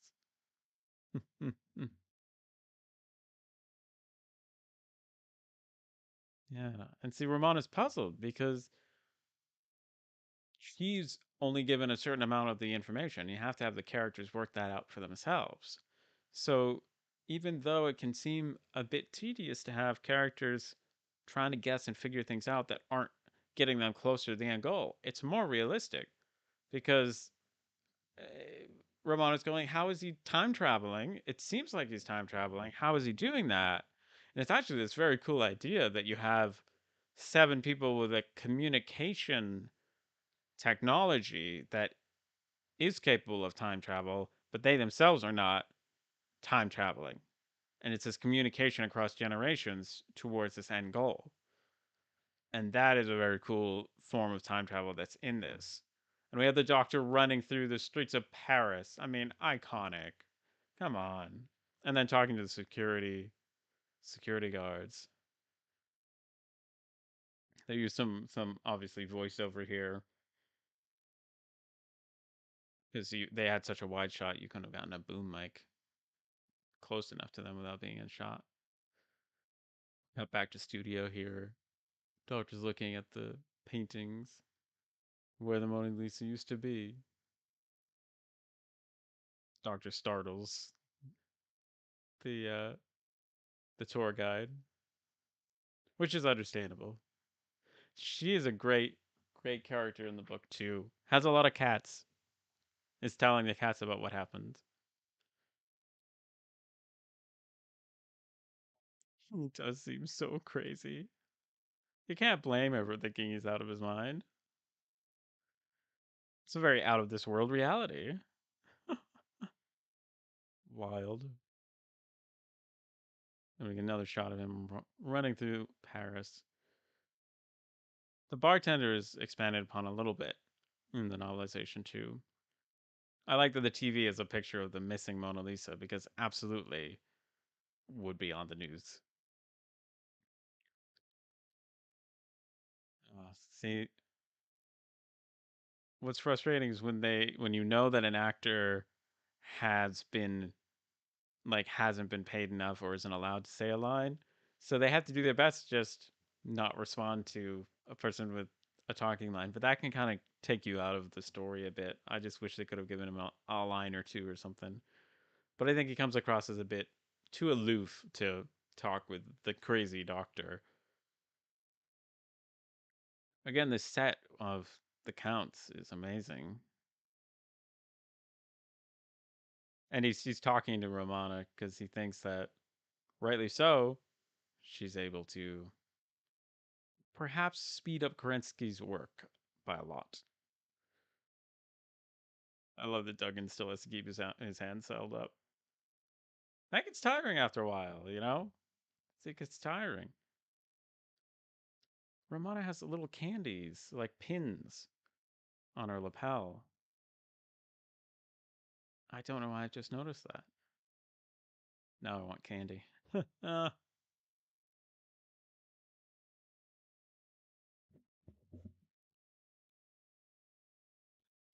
ooh, Duggan tries to join the conversation and gets threatened. Oh my gosh. See, this is a case of how you do a companion left by themselves to face off with the villain and kind of get tricked by the villain. I think that's how you do it well. During the Fifth Doctor's time, Adric has a lot of episodes where He tries to double bluff or legitimately gets tricked by the villains and ends up on the opposite side of the Doctor. And it makes me laugh. It drives me a little bit nuts. Um, but I think this is how you do it well, where you have the companion going, "No, I can handle this on my own," and kind of getting tricked, but then the Doctor comes in and has to be like, "What are you doing? You better not be doing that." But this scene in the novelization, what happens to next is incredible. The interlude that they have for this character. Not that switch. Oh my gosh. Oh, and this the death scene here. It's really wild. They do some fades here. That's okay. It's pretty good for the time and the technology they had, getting him to lie in the same spot, and they do the makeup older and older and older. Nowadays, we can use CGI and more technology to get people in the same position to make you know, the beard grow longer. And we have the theme, the cliffhanger. Oh my gosh. So sad. But death is real in this episode. And that's something that I think also contributes to a good Doctor Who episode. I mean, let's be fair. The Ninth Doctor's Everybody Lives episode is amazing. But I think that you really do need to have a reason to be scared of the villain. Does that mean that people have to die? Not necessarily, but that's often a way to make the audience more scared. I have not seen Romana have her own Sonic 2 driver in this one yet. I think it's season 18 that when she builds her own. I think it's isn't the Horns of Naimon where she makes her own. I love that though because Romana definitely is the type of person and always has been a bit of a threat for the Fourth Doctor. Um, and I think he feels a bit like she could know more than him, but because she's acting in a way that's sort of like, and actually that's in the novelization too, that ever since Romana's been on the TARDIS, it's been getting to more destinations more accurately. And there's a moment when he tries to go back to Da Vinci in the book where all of a sudden the TARDIS isn't working quite as well as it normally does, and could it have been that Romana was leaning on the right switch at the right time or pressing a couple buttons? And I love that idea that she can, you know, fly the TARDIS better than the Doctor.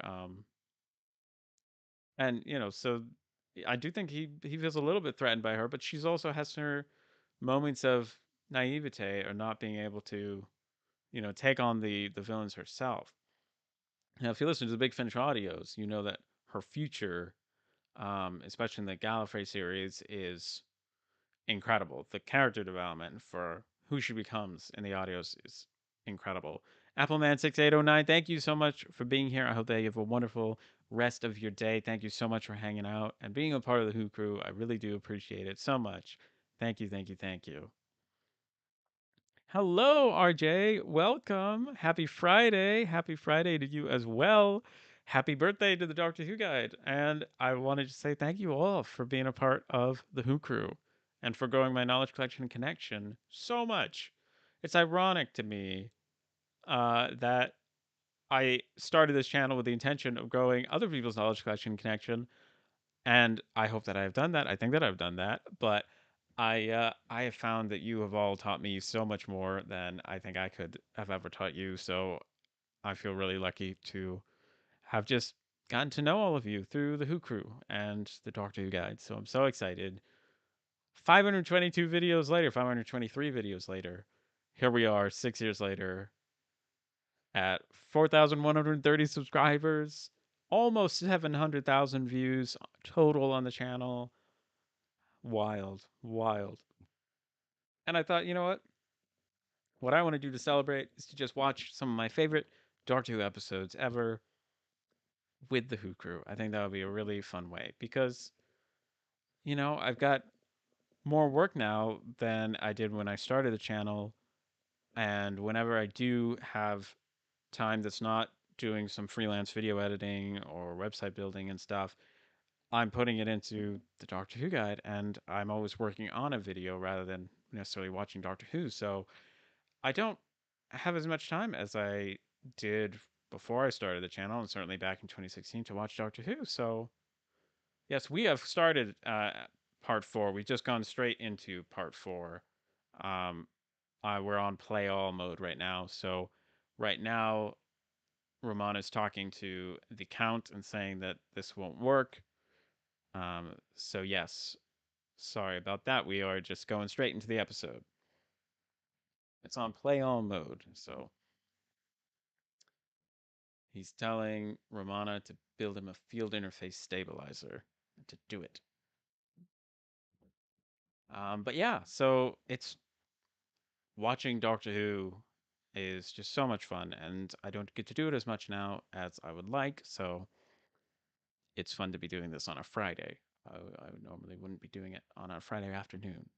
I'd be madly editing Saturday's video, which I stayed up till 4 in the morning last night doing. So I hope you enjoy. I'm excited. It's an unboxing. Doctor's trying to get the guard who hasn't been hired and to have a line to talk. So that kind of works. They kind of, you know, make that a little self-referential joke. This scene with the Countess is cool too. Really well done in the book. But to see the Countess and the Doctor interacting while the Count and Romana are interacting is a really nice balance of those two roles. I love the Doctor's pin here with the palette and the paintbrush and the paints. The Doctor says, "This is my handwriting." Shakespeare had sprained his wrist writing sonnets, and so the Doctor wrote down Hamlet. That's amazing.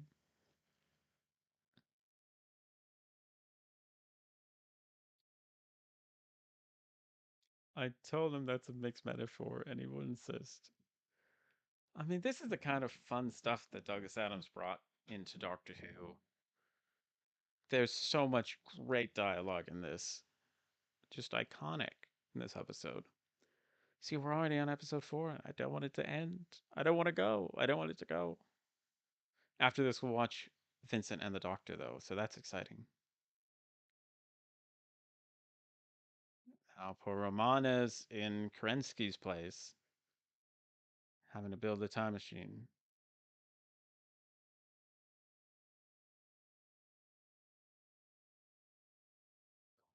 Whoa, the Count knows what's going on. That's worrisome.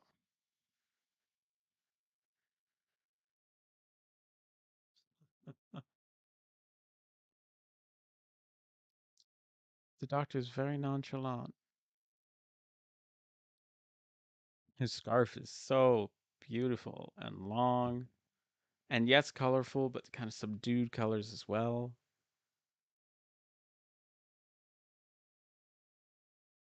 Everybody in this does a great job acting, I think. Obviously, Julian Glover, incredible. He's in The Crusade as King Richard, so that's cool. So the Doctor is talking with um, the Countess at this point about whether or not it's the man with one eye and green skin. I'm watching straight on my DVD player, so it doesn't tell me how many minutes into the episode I am. But Herman's just come in to get the Doctor. Whatever part that is.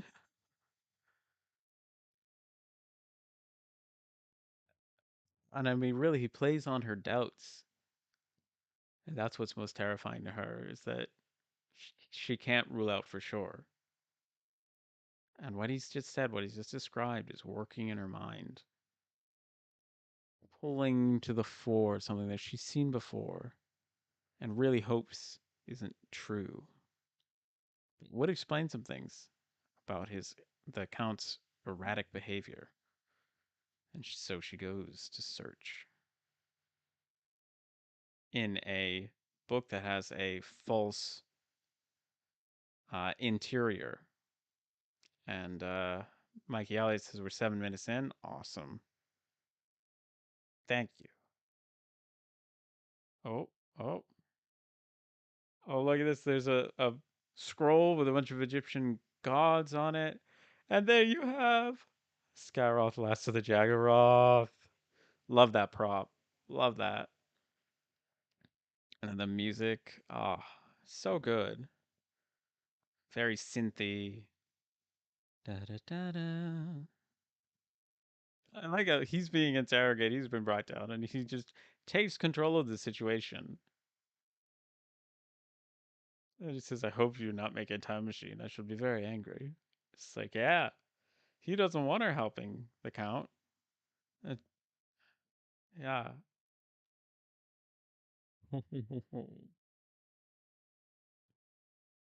Stuck in the cell.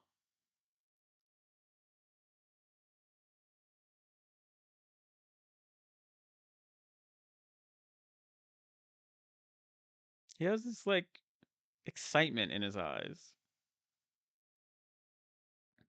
Tom Baker's just there's something about his performance that I just absolutely adore.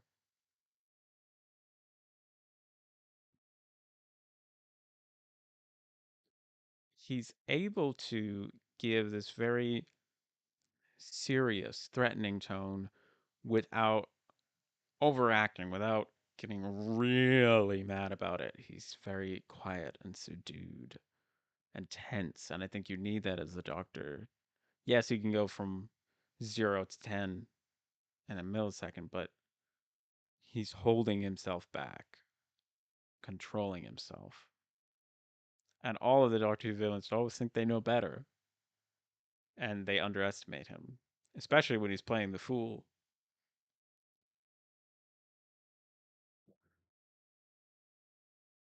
Oh,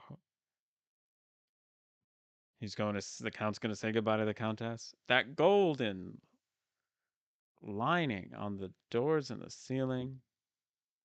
Oh, beautiful. And I love this. The Countess is the Doctor just in that conversation with her is has set them up to be at cross purposes here. Oh, hello, Applestone Productions. Welcome. Thank you so much. Happy 6th birthday. Happy Who Crew Day to you as well. Oh my gosh. So wonderful to have you as a part of the Who Crew. I don't do you remember when you first started watching on the channel?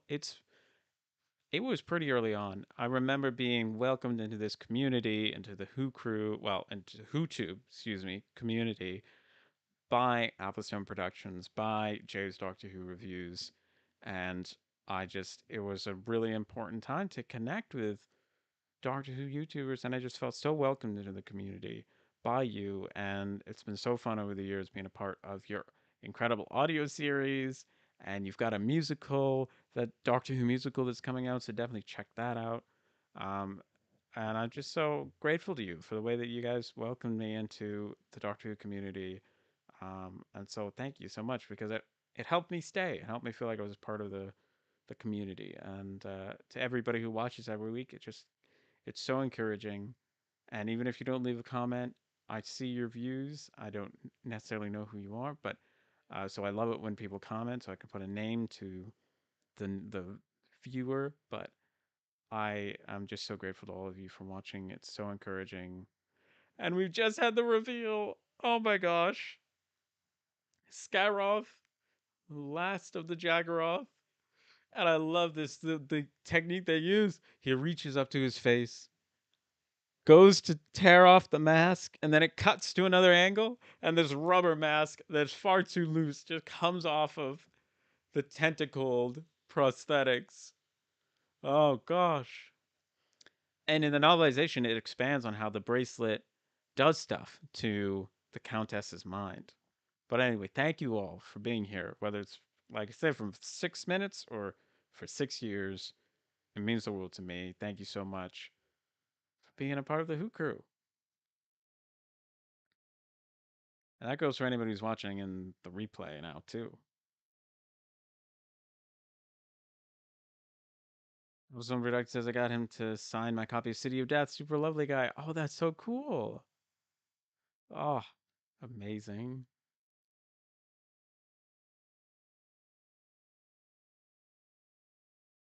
Ramana was tricked.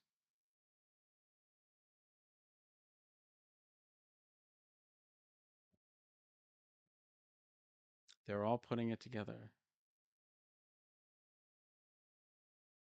Cracks in time.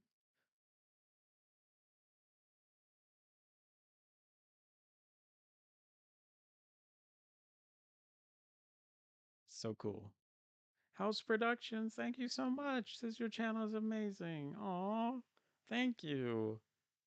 Oh my gosh. Well, amazing people watch my videos and encourage me to keep going. So thank you so much. Oh, that really makes me happy to hear. Oh, thank you. Thank you. Can't believe it's been over 523 videos. Oh my gosh. So wild. I mean, the 12th Doctor was on his last episodes. And let's see, I think, yes, I it really feels like I've had a channel really for the entirety of the Jodie Whittaker era, because one of the earlier videos on the channel was my reaction to Jodie Whittaker's announcement, and now of course we have my reaction to Ncuti Gatwa as the Doctor, and or Ncuti Gatwa, and as the Doctor, and it's wild to see that period of time represented. I mean, 6 years. It simultaneously does seem like 6 years, and then it simultaneously feels like it was yesterday that it was started. Oh my gosh. There we have the tentacled monster alien. Now it feels like Doctor Who with the alien. That's what you need aliens in Doctor Who. And the voiceover. It would be nice if his mouth could have moved. If I mean, he doesn't have a mouth, so I suppose that's a bit terrifying. But it would be cool to see like animated CGI tentacles or something. You know, like Davy Jones from Pirates of the Caribbean or something like that level. And he stepped into the time bubble. Dun dun dun. Whoa, we have sparks flying everywhere.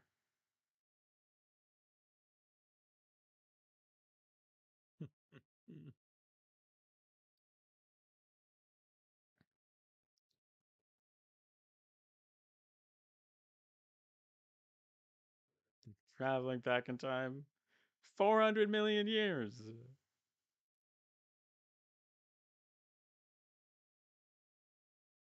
They're going to follow the trail. It's a faint trail, but they'll get there conveniently. Duggan's worried they're mad. Well, that's fair. And then we have more scenes of them running through Paris and the traffic. Oh my gosh. So it's like that's all real in the background. That's not green screen and stock footage. Those aren't CGI cars. They just have to run through the streets of Paris. And the extras are real. They're not extras, you know? Imagine being there and just seeing these people running through the streets, and I don't know what you would have thought. And then the taxi. There's never a taxi when you need one. And there's this amazing line coming up. Is no one interested in history? Oh. I mean, Duggan is rocking the trench coat look. Like, that age as well, you know, especially for the Doctor. It's John Cleese! Oh my gosh! Oh my gosh! They are these art critics just discussing the TARDIS, and it's amazing. The fact that we got John Cleese in a Doctor Who episode. Oh my gosh.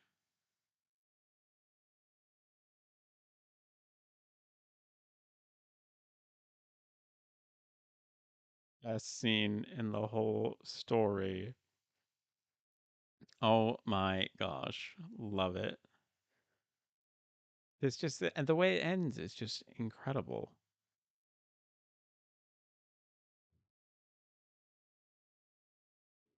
It really is amazing. Eleanor Braun and John Cleese are the two art gallery visitors. Incredible. Well, it's been really great to have you, Mikey. Thank you so much for being here and for being a part of the Who crew. Really appreciate you watching today consistently and for commenting. It's been wonderful having you here. So thank you so much. And after City of Death, I hope that you have a wonderful rest of your day. I love this telescope effect. It's a circle moving over a static image, but yeah, it works. Wow, that's set. Actually, the painted background looks pretty convincing, I would say. That's really not the worst painted background I've seen. I think it looks really good. Oh, the primordial slime. Ah,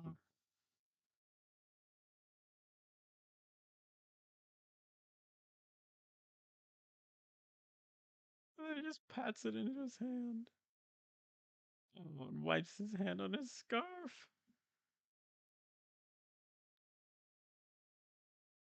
Ah.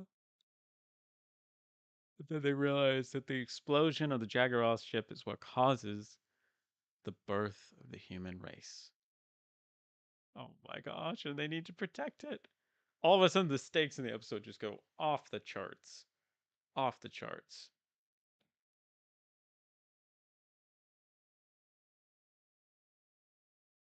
Wild. Wild stuff. And there's Scaroth. The last showdown.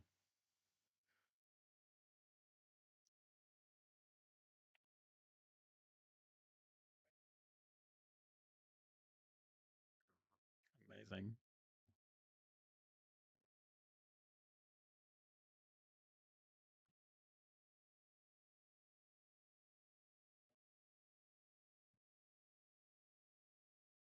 It's actually a bit heartbreaking. Who wouldn't want to try and save themselves, go back in time?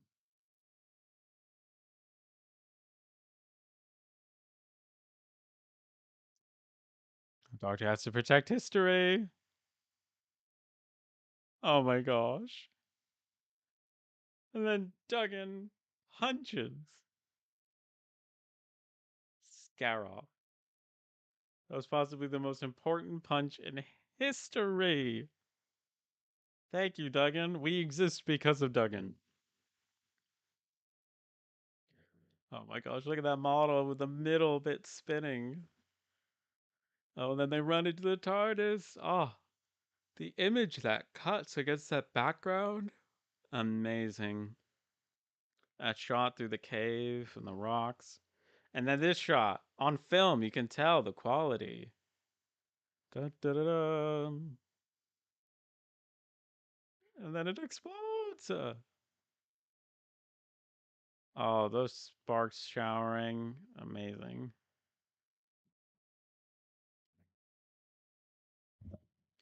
And we're left with Herman. Oh my gosh. Oh my gosh. But he hasn't seen the count with tentacles.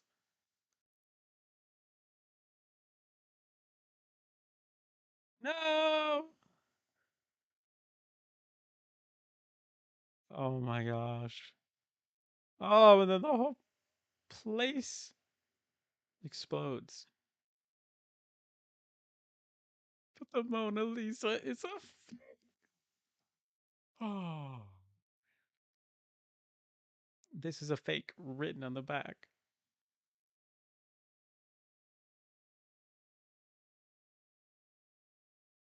Oh my gosh.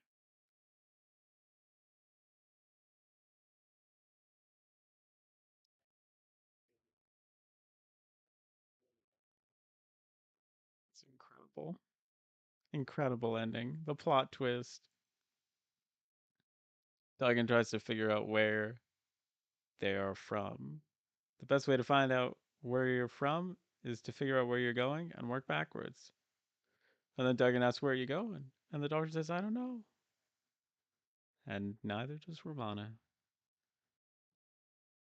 Off they go, leaving Duggan bewildered. I need a spin-off series with Duggan. Big Finish. Make it happen.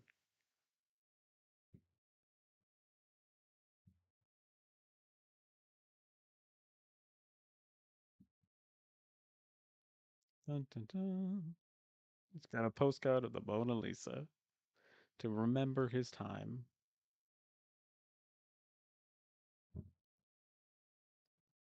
Oh, that amazing shot of the Dr. Romana from so far high up. Bye bye, Duggan!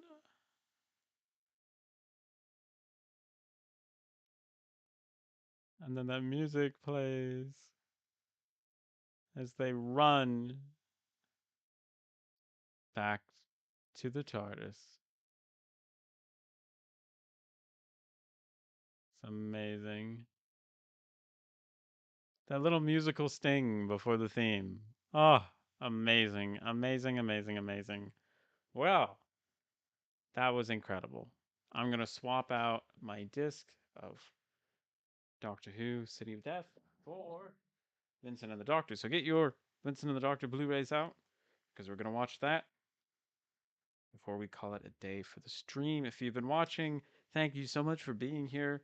That was so much fun to watch my favorite classic Doctor Who episode with me. Thank you for indulging me, for celebrating the channel's birthday that way. Oh my gosh, so exciting. And the fun doesn't stop there because we are going to watch Doctor Who Vincent and the Doctor, another episode that is brilliant. I think one of the all-time best Doctor Who episodes. A great one to get people into Doctor Who. Wonderful one to watch yourself over and over. So we're going to watch that now. One of the ones we did back in the day with the Watchalongs, and really enjoyed that one. You can see some great tweets from Richard Curtis and Karen Gillan about their time filming this episode. So I'm just putting it into my DVD player, Blu-ray player now. So much fun. Oh my gosh. What are some of your favorite Doctor Who episodes? What's your favorite classic and new series episode? Comment in the chat. I'd love to know. Here we go. Getting it up on my players. Skipping through the ads. Oh, that had a trailer for David Tennant. David Tennant, some Shakespeare looking thing. Oh,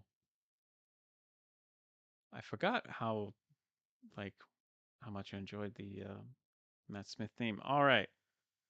So we're going to go into, oh no, that's special features. Let's go into the scene selection. We're going to start Vincent and the Doctor. I'm going to give you a countdown from 10. So get ready.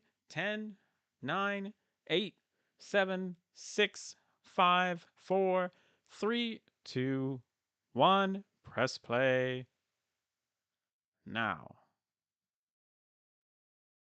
Here we go. Da, da, da. Beautiful shot of the wheat. Starts off this episode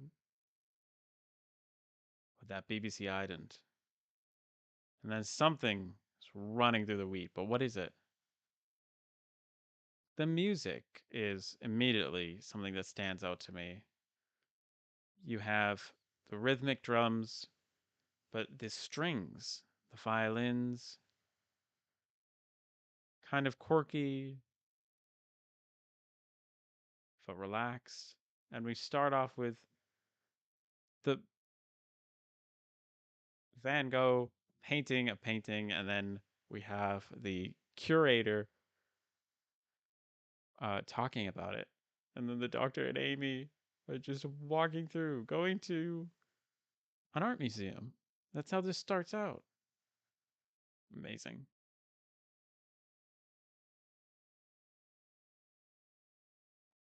Obviously, if you have never seen any other episodes, this is still a great one to watch. I think it's a good starting on point. If you have watched the other episodes, then you know there's a lot of context here, but you really don't need to have.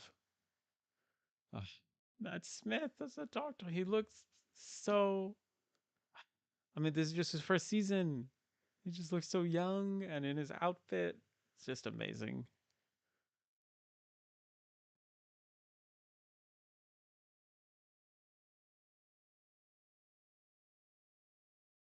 Amazing.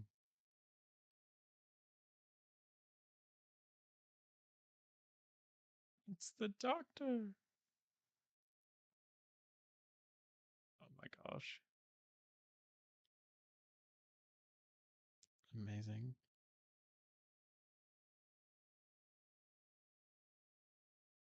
Oh, hello. My computer is running slow. I hope the stream is still going. I think it should be fine. There we go. All right.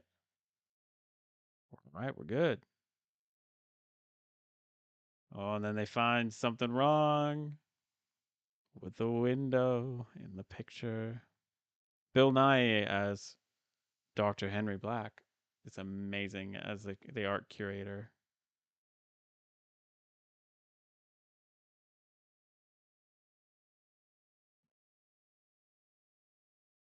I love how much he knows.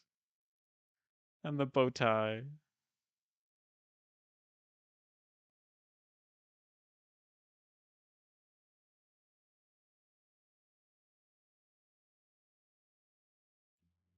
Incredible. Oh, just amazing. Compliments the bow tie. Bow ties are cool. I mean, you know, it's a good Doctor Who episode when the 11th Doctor says bow ties are cool. I love that he just says we need to talk to Vincent Van Gogh, and they're in public. People heard that.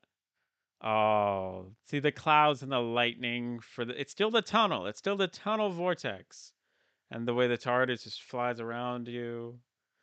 That that font, amazing. Very much of its time, amazing. And then it turns into this fiery vortex, incredible. And then see what I love about this Doctor Who logo is really that it's so versatile because one of the problems with the Doctor Who logo is that you can't fit it horizontally on a binding of a book or something. So, like the classic Doctor Who like the TV movie logo, that kind of fits okay. But if it's far, far away on a shelf, it gets harder to read.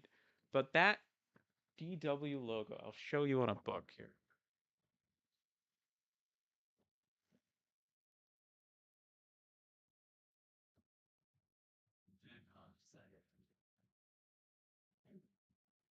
Just like this, the DW just fits so well on a binding. And the fact that it makes the TARDIS as well and is the D and the W for Doctor Who, I think that was a stroke of genius. It's a great for a logo. You can fit it on a very small business card and it still comes across well. I just love that. I love that. Whoops. Oh my gosh. There's Vincent. Tony Curran does such an amazing job as Vincent. For once, the Doctor has money.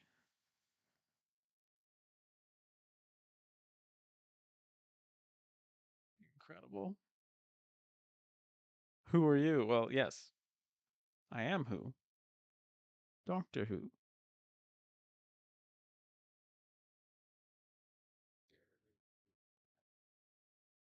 He's amazing.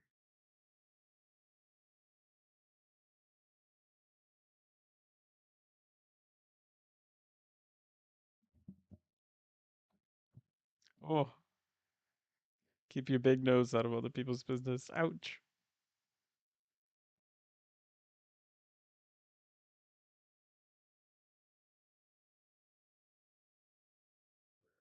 Then Amy steps in.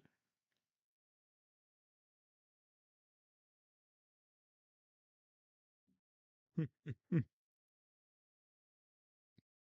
at that. Amy gets the job done.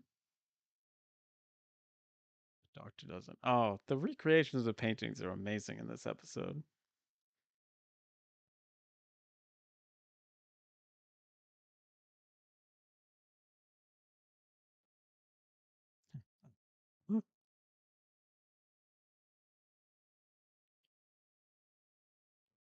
He's not that kind of doctor.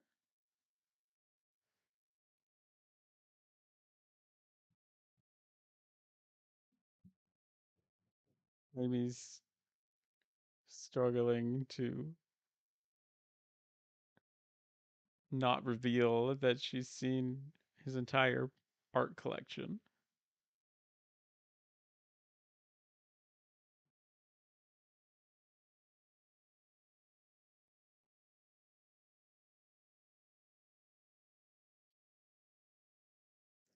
Doctor's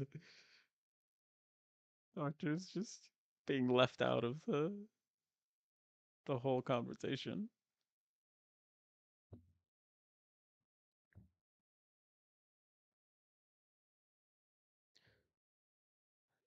And he wants to accompany the doctor as he paints.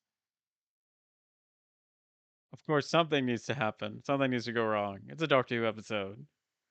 Gotta run towards the screams.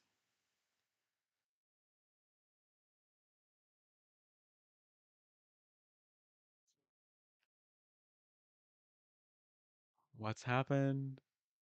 It's been a murder.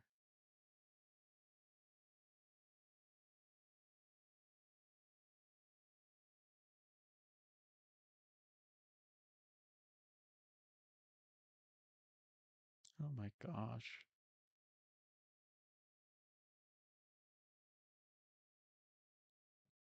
Oh, how they can just so quickly blame him when he had nothing to do with it. Oh, yes. Crying is definitely a mandatory part of this episode. Knowing it's coming doesn't make it any better.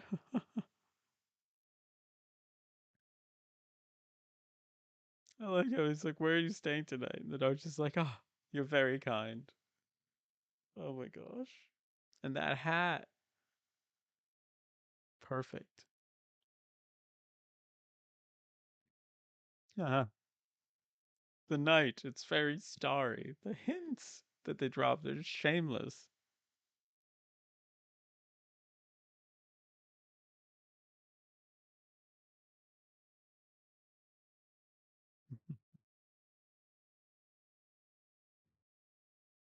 Oh, the bedroom. Oh, that's amazing.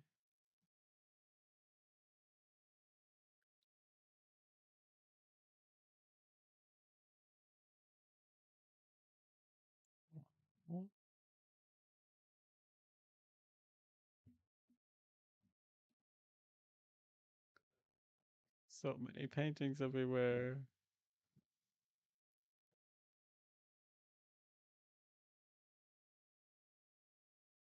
The set design in this is amazing.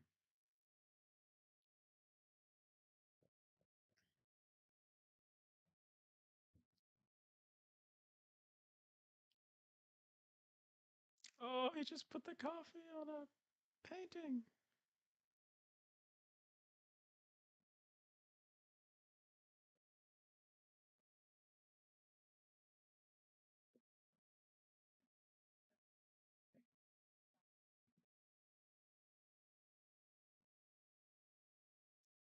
The doctor is so like impatiently trying to get him to paint the church.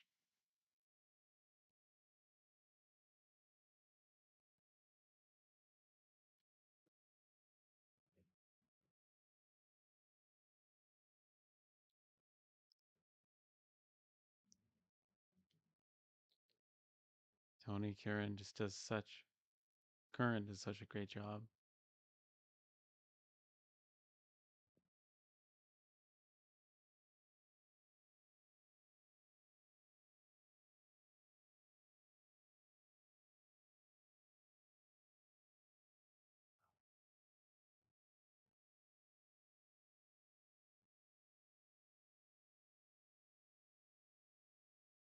The passion in his performance.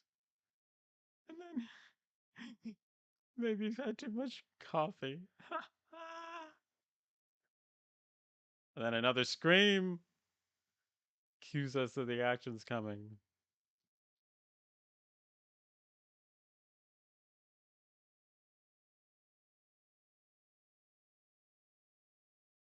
All of a sudden, Vincent is seeing something that's not there. Or is there?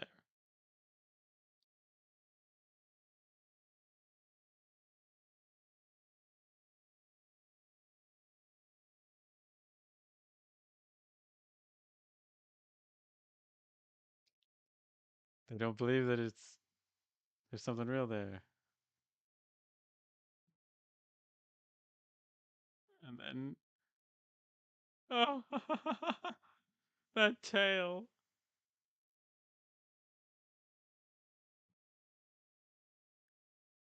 Oh, bit of voiceover there.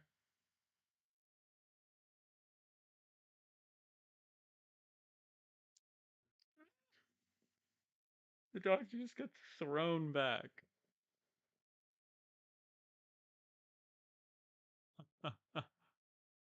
I like that he's still trying.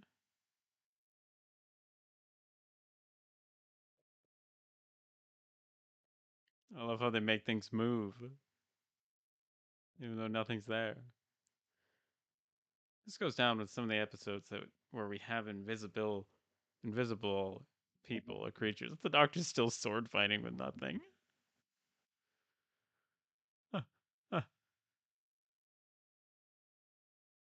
Let's see. It's Dalek's master plan as invisible creatures. Oh gosh, he's just painting over another painting. Yes, Tony Curran is the perfect actor to play Vincent. Absolutely, I agree. There's, I think in the arc, there are the Refusions. They're invisible. The Celestial Toymaker, the Doctor becomes invisible. Invisible monsters are a thing in Doctor Who. Oh, suppose technically the Planet of Evil. Oh my gosh, there it is.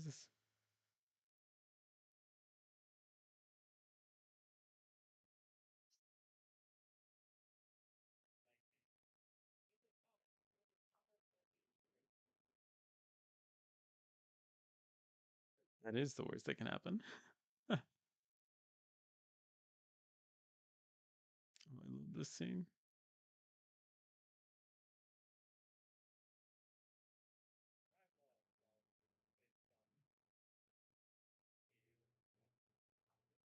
Startles them.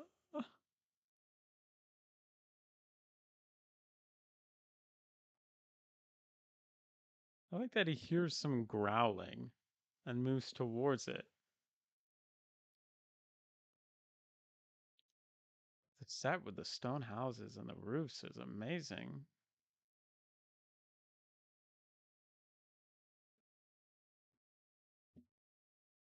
But thankfully, he doesn't get attacked.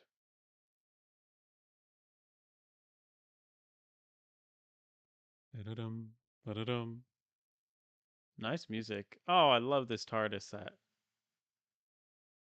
Series 5 TARDIS set is one of my all-time favorites. So colorful, so exciting, so cool with all those knobs and levers. Oh.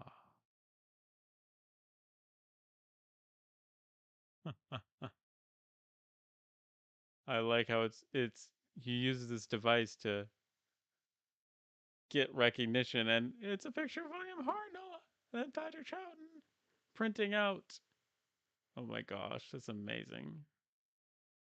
It's a machine that scans images and says what the print is. It's not a parrot, not a polar bear.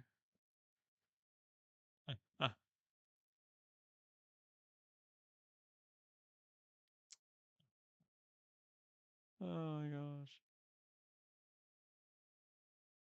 Oh, it just throws the painting away. Oh gosh. Terrifying. I love the gadget. It's very Doctor Who-y. It's a Crephaeus. Nomadic pack animals. Oh no, it's right behind you. Run.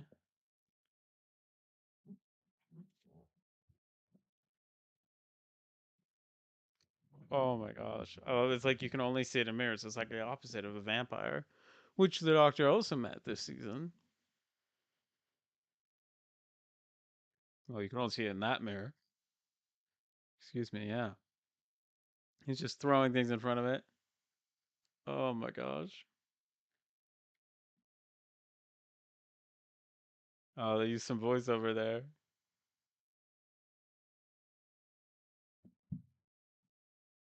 It's got a poster.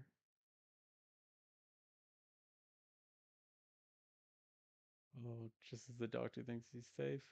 I bet there's gonna be a jump scare. Oh, it's Amy. That's the Doctor scared.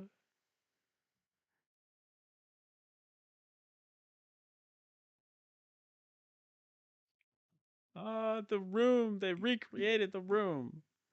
I love it.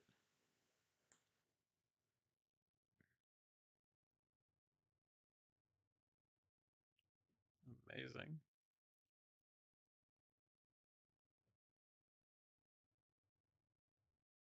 All the sunflowers. They are shameless.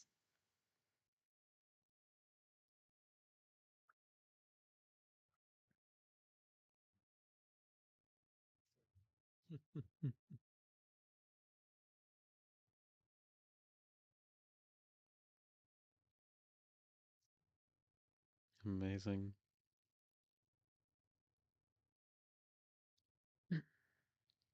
Just the artistry and how these shots are set up. It's just amazing in some of these scenes.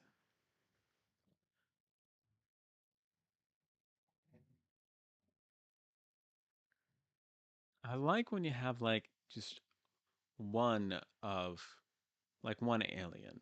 Because I love an episode with high stakes, big, wild amounts of aliens, invasion forces, that they have their place. But I also really appreciate an episode where it's on a smaller scale.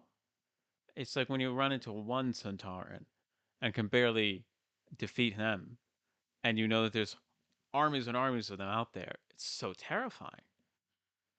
When there's one Dalek, like in Dalek, and it's such a threat. Or when there's one Crephaeus, and there's normally like a pack of them out there. It's wild. It just gives, it leaves it up to your imagination to be terrified of the rest. But I mean, there is a risk, as they're talking about now, that they could ruin Vincent's best era painting. And they don't want to have Vincent killed by a Crephaeus. So I guess the stakes are really high in this episode.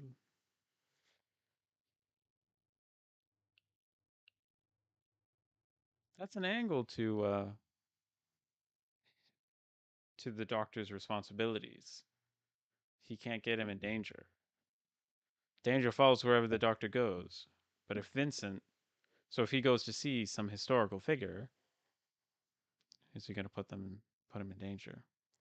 Oh, and here we have Tony Curran doing an amazing job in this scene.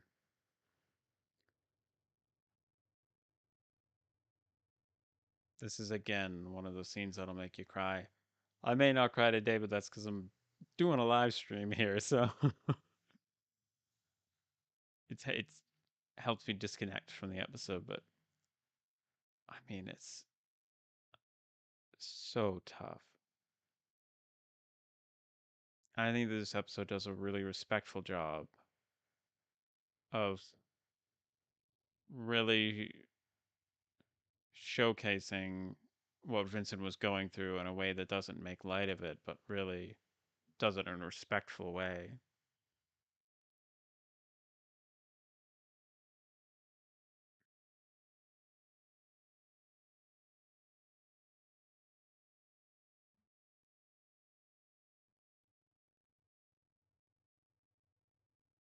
Really serious stuff.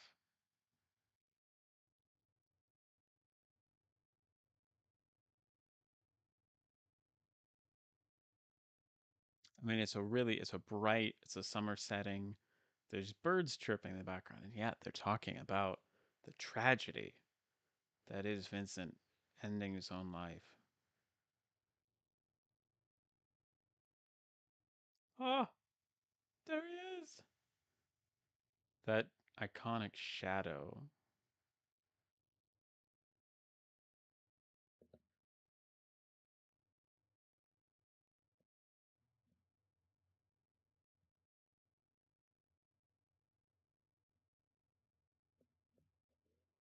Oh, that line about Amy Pond soldiering on.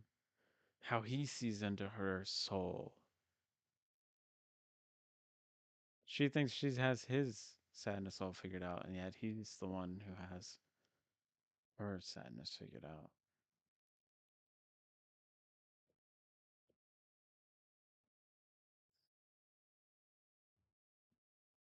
And the doctor has to distract them.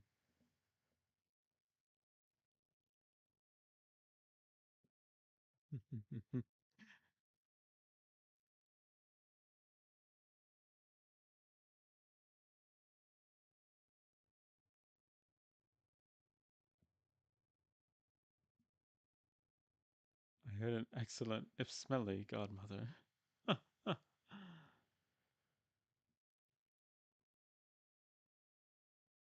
Mm, just amazing. This whole scene.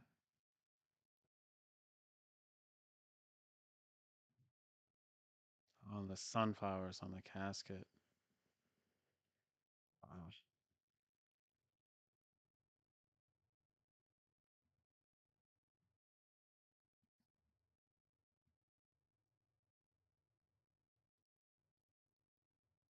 Wow. Does the doctor have a plan? Does he or does he not? It's always in the midst of formulating a plan.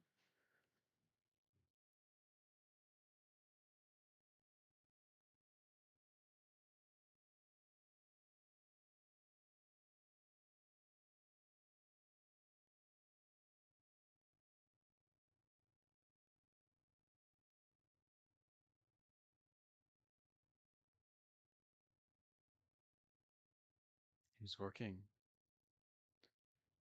And this is a theme that you see in series 5 is that the doctor is very this doctor and I think all of the doctors is very they're very impatient.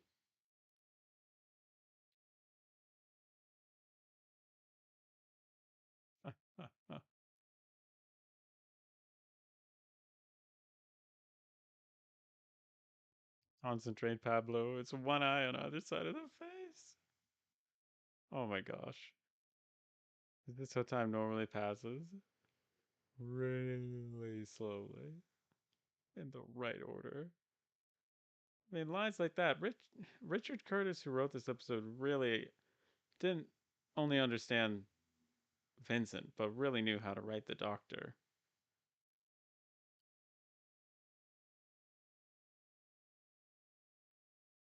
The focus pull on that was really good.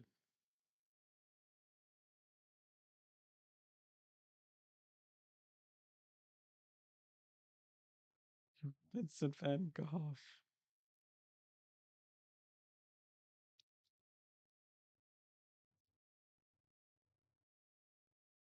I'm armed with overconfidence, this box, and a sonic screwdriver.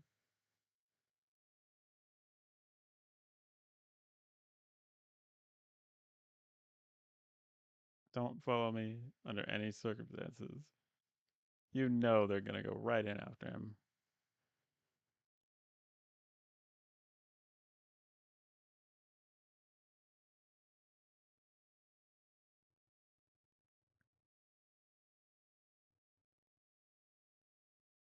Dun, dun, dun. St. George slaying the dragon, but will the doctor slay his dragon? Some nice imagery there.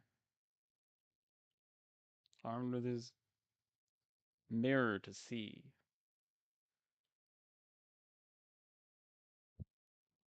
He almost looks like he's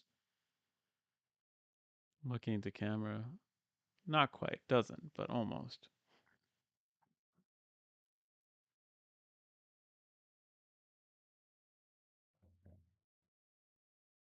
The handheld camera work. It's great.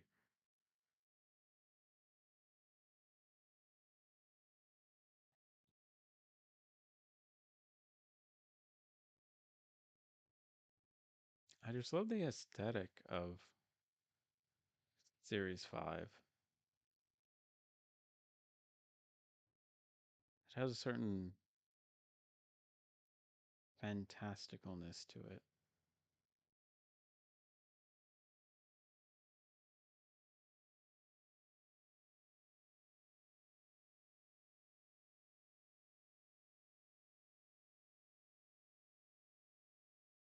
And Vincent can see the Crephaeus. Amazing.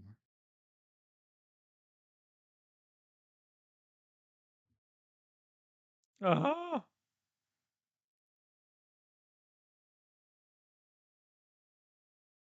Oh my gosh. How are they gonna fight this?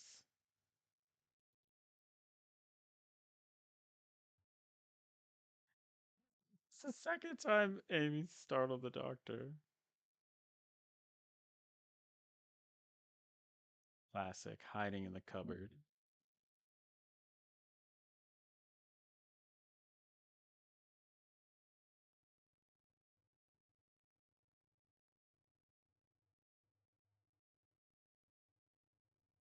I can't breathe a little quieter.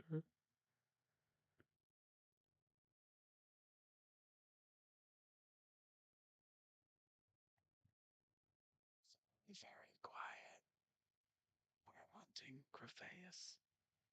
Or that we're being hunted. Oh! Well, if the Crephaeus hadn't have heard you then, definitely has. Now that Amy has screamed. Hey, Julia's in the chat. Hello. Welcome. We are halfway through Vincent and the Doctor. Welcome. Thank you for joining. Hey, Tony's here. The triplets are here. My brother and sister were triplets. They're both here. Tony and Julia, hello. Welcome. We're watching Vincent and the Doctor. So good to have you in the chat. What are your favorite Doctor Who episodes? Comment down below. Oh my gosh. Happy 6th birthday to the Doctor Who guy. Thank you, Julia. Welcome. Tony, wow. Okay, I see how it is.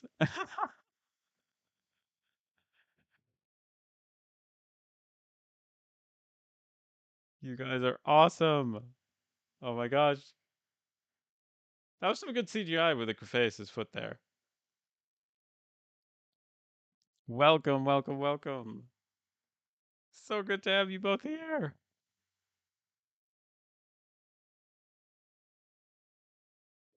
Oh, Tony's not a mod. Well, I will make you a mod now. We will fix that.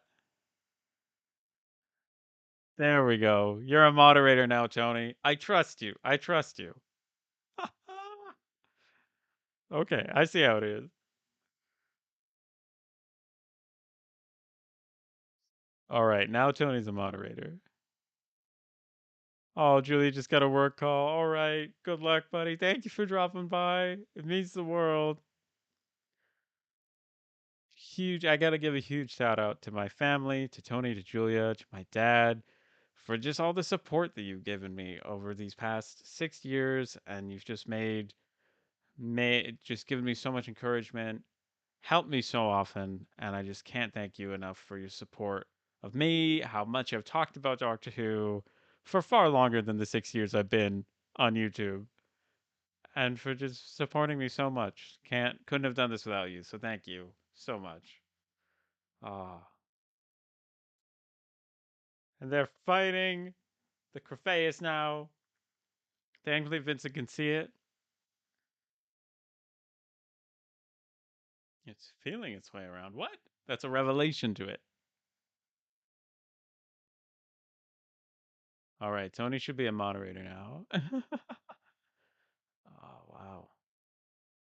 They've done a good job with the lighting. Tony's asking, is Underworld of the Sunmakers swapped around on my shelf? All right, let's check. You're making me check. All right, it should be here. Oh, they are. What? What?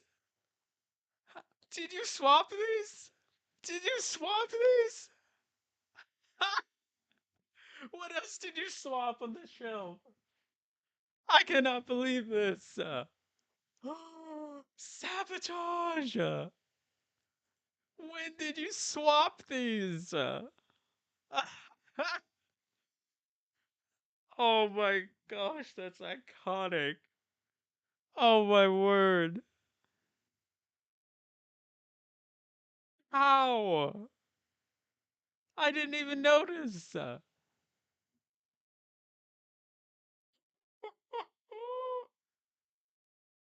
Oh my gosh. Well, I fixed it now. Oh my gosh. Ah, oh my goodness. Is nothing sacred? Very sneaky. How?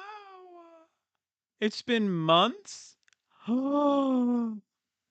How many videos have I filmed with these two DVDs swapped?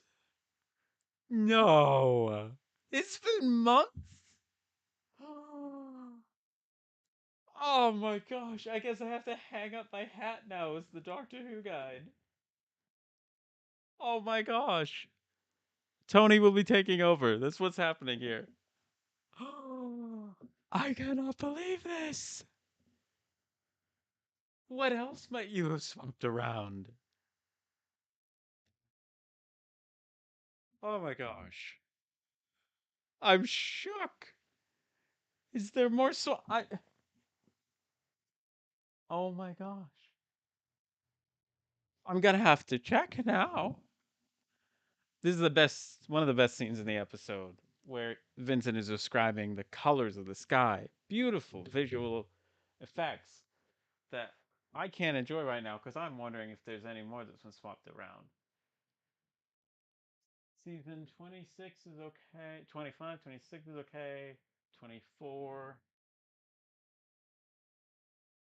Season 7 is fine. 8 is good. 9,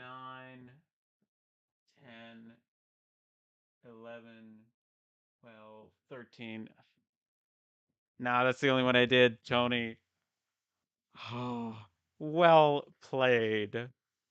Oh my gosh. How many videos have I filmed with that? For months. That's incredible. And after I made you mod, I'm supposed to trust my moderators, man. Amazing. Iconic.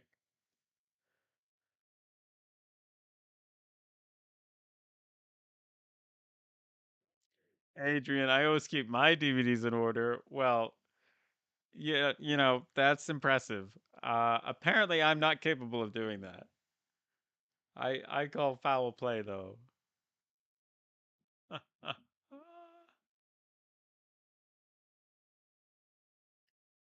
Adrian, I admire that. I admire that.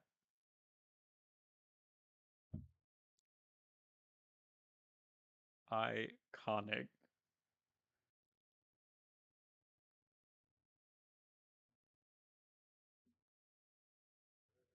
Tony says, I guess it's been a month and a half. Wow. So I've definitely filmed multiple videos. How? Oh, I've got trust issues now. Oh my gosh.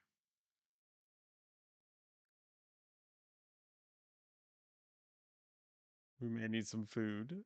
I want some food. Vincent!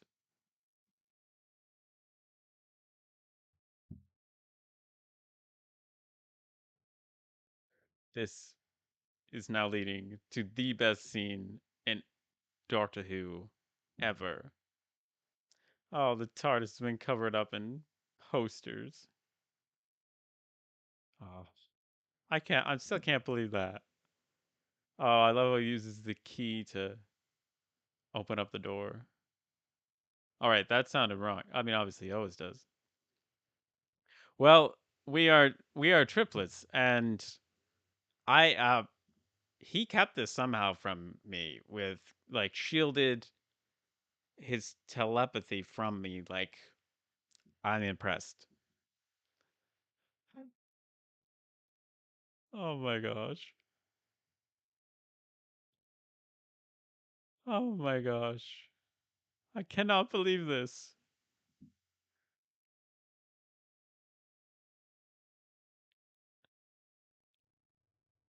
I love that they're showing Vincent Van Gogh the TARDIS right now.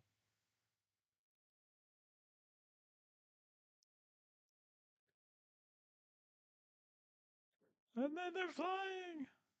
Oh my gosh. You saw it here first, folks. My own collection turned against me by my own brother.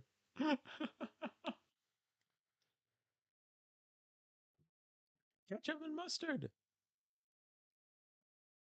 Oh my gosh. I've been pranked for the 6th birthday of the channel.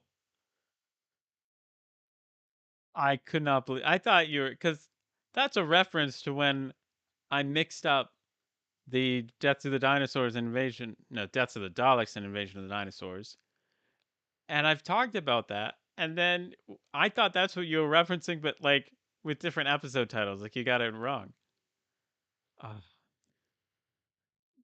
but now, note what they did there. Somebody walks by with a radio, and Vincent's like, "What's that?" And the doctor's like, "Don't worry about it. I have something better to show you." And then that music starts playing in the background, and the music is so important.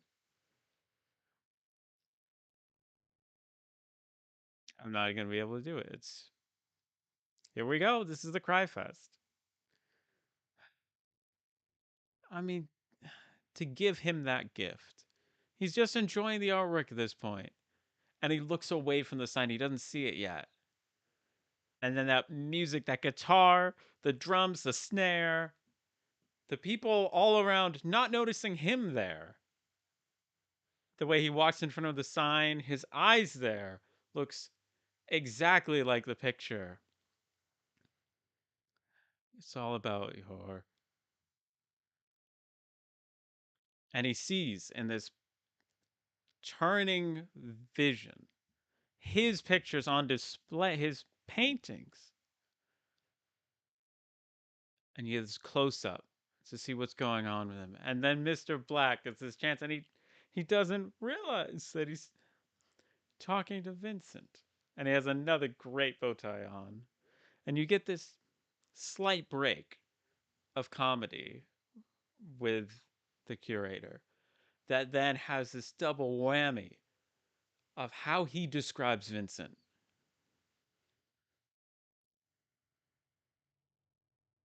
It's the finest painter of them all. And those red eyes with the tears,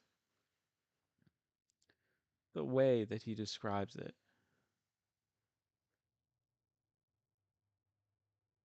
That's what I hope is that one day in these videos that somebody like Vincent, somebody who's created Doctor Who, sees it, and if I can, with an ounce of the eloquence that Bill Nye is bringing it forward here, make anybody who's been a part of Doctor Who feel the way that Vincent feels now, I would make it worth it.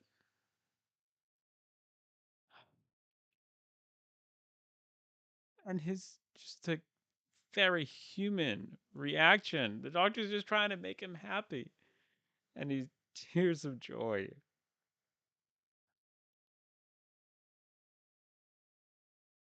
And then he gives him a hug and a kiss. Sorry about the beard. Again, that little bit of humor in a scene where we are in tears now. And then he's walking away. And he's thinking, wait a second, that couldn't have been. And then they're gone. And the audience is milling around again. The extras are milling around again.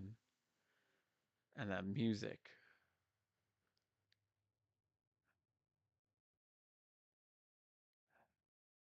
Incredible.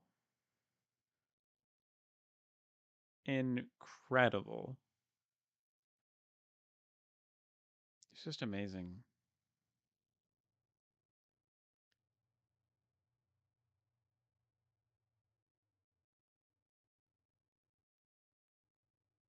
It's amazing.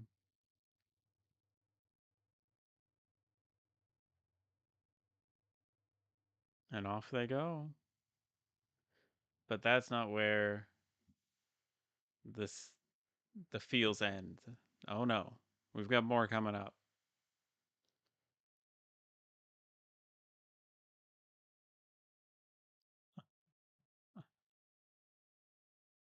Love a good. You gotta get in the perfect Doctor Who episode. You gotta get that reaction to the TARDIS disappearing, and that's what we have here.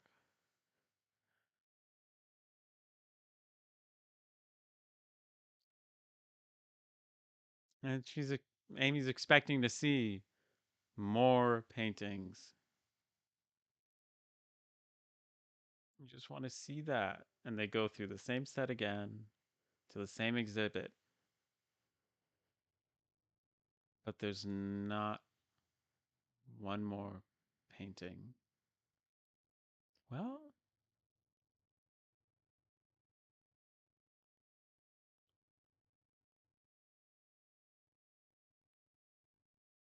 however, there is one difference.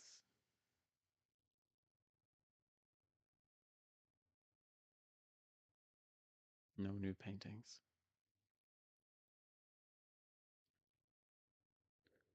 The way I see it, every life is a pile of good things and bad things. The good things don't always soften the bad things, but vice versa. The bad things don't always spoil the good things or make them unimportant. And we definitely added to his pile of good things. I hope that in the past 6 years, 523 videos, that I've added to your pile of good things just a little bit. And I want to say thank you because you have definitely added to my pile of good things, each and every one of you. So thank you. And then Amy turns around and sees in that sunflower painting with the music. Oh, the swelling emotional, the drums, the the strings. She's walking towards it. And in the inscription, signed, says for Amy by Vincent. Proof that they did make an impact on his life.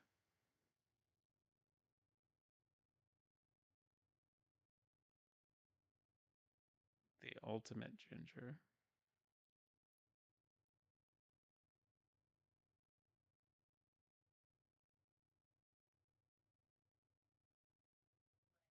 Amazing.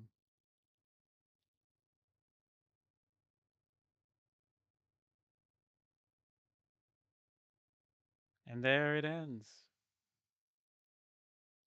One of my all time favorite, and I think one of the best Doctor Who episodes ever.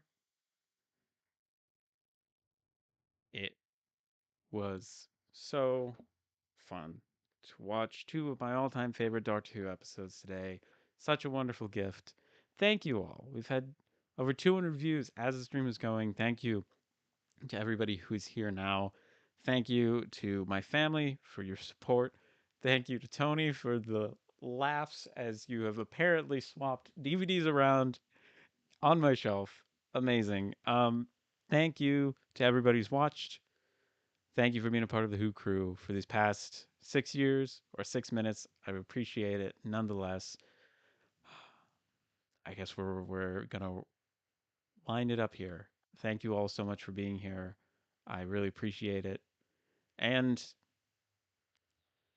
I guess there's one last thing to say, which is thanks so much for watching. Stay safe. Albert the Adipose says hello behind me.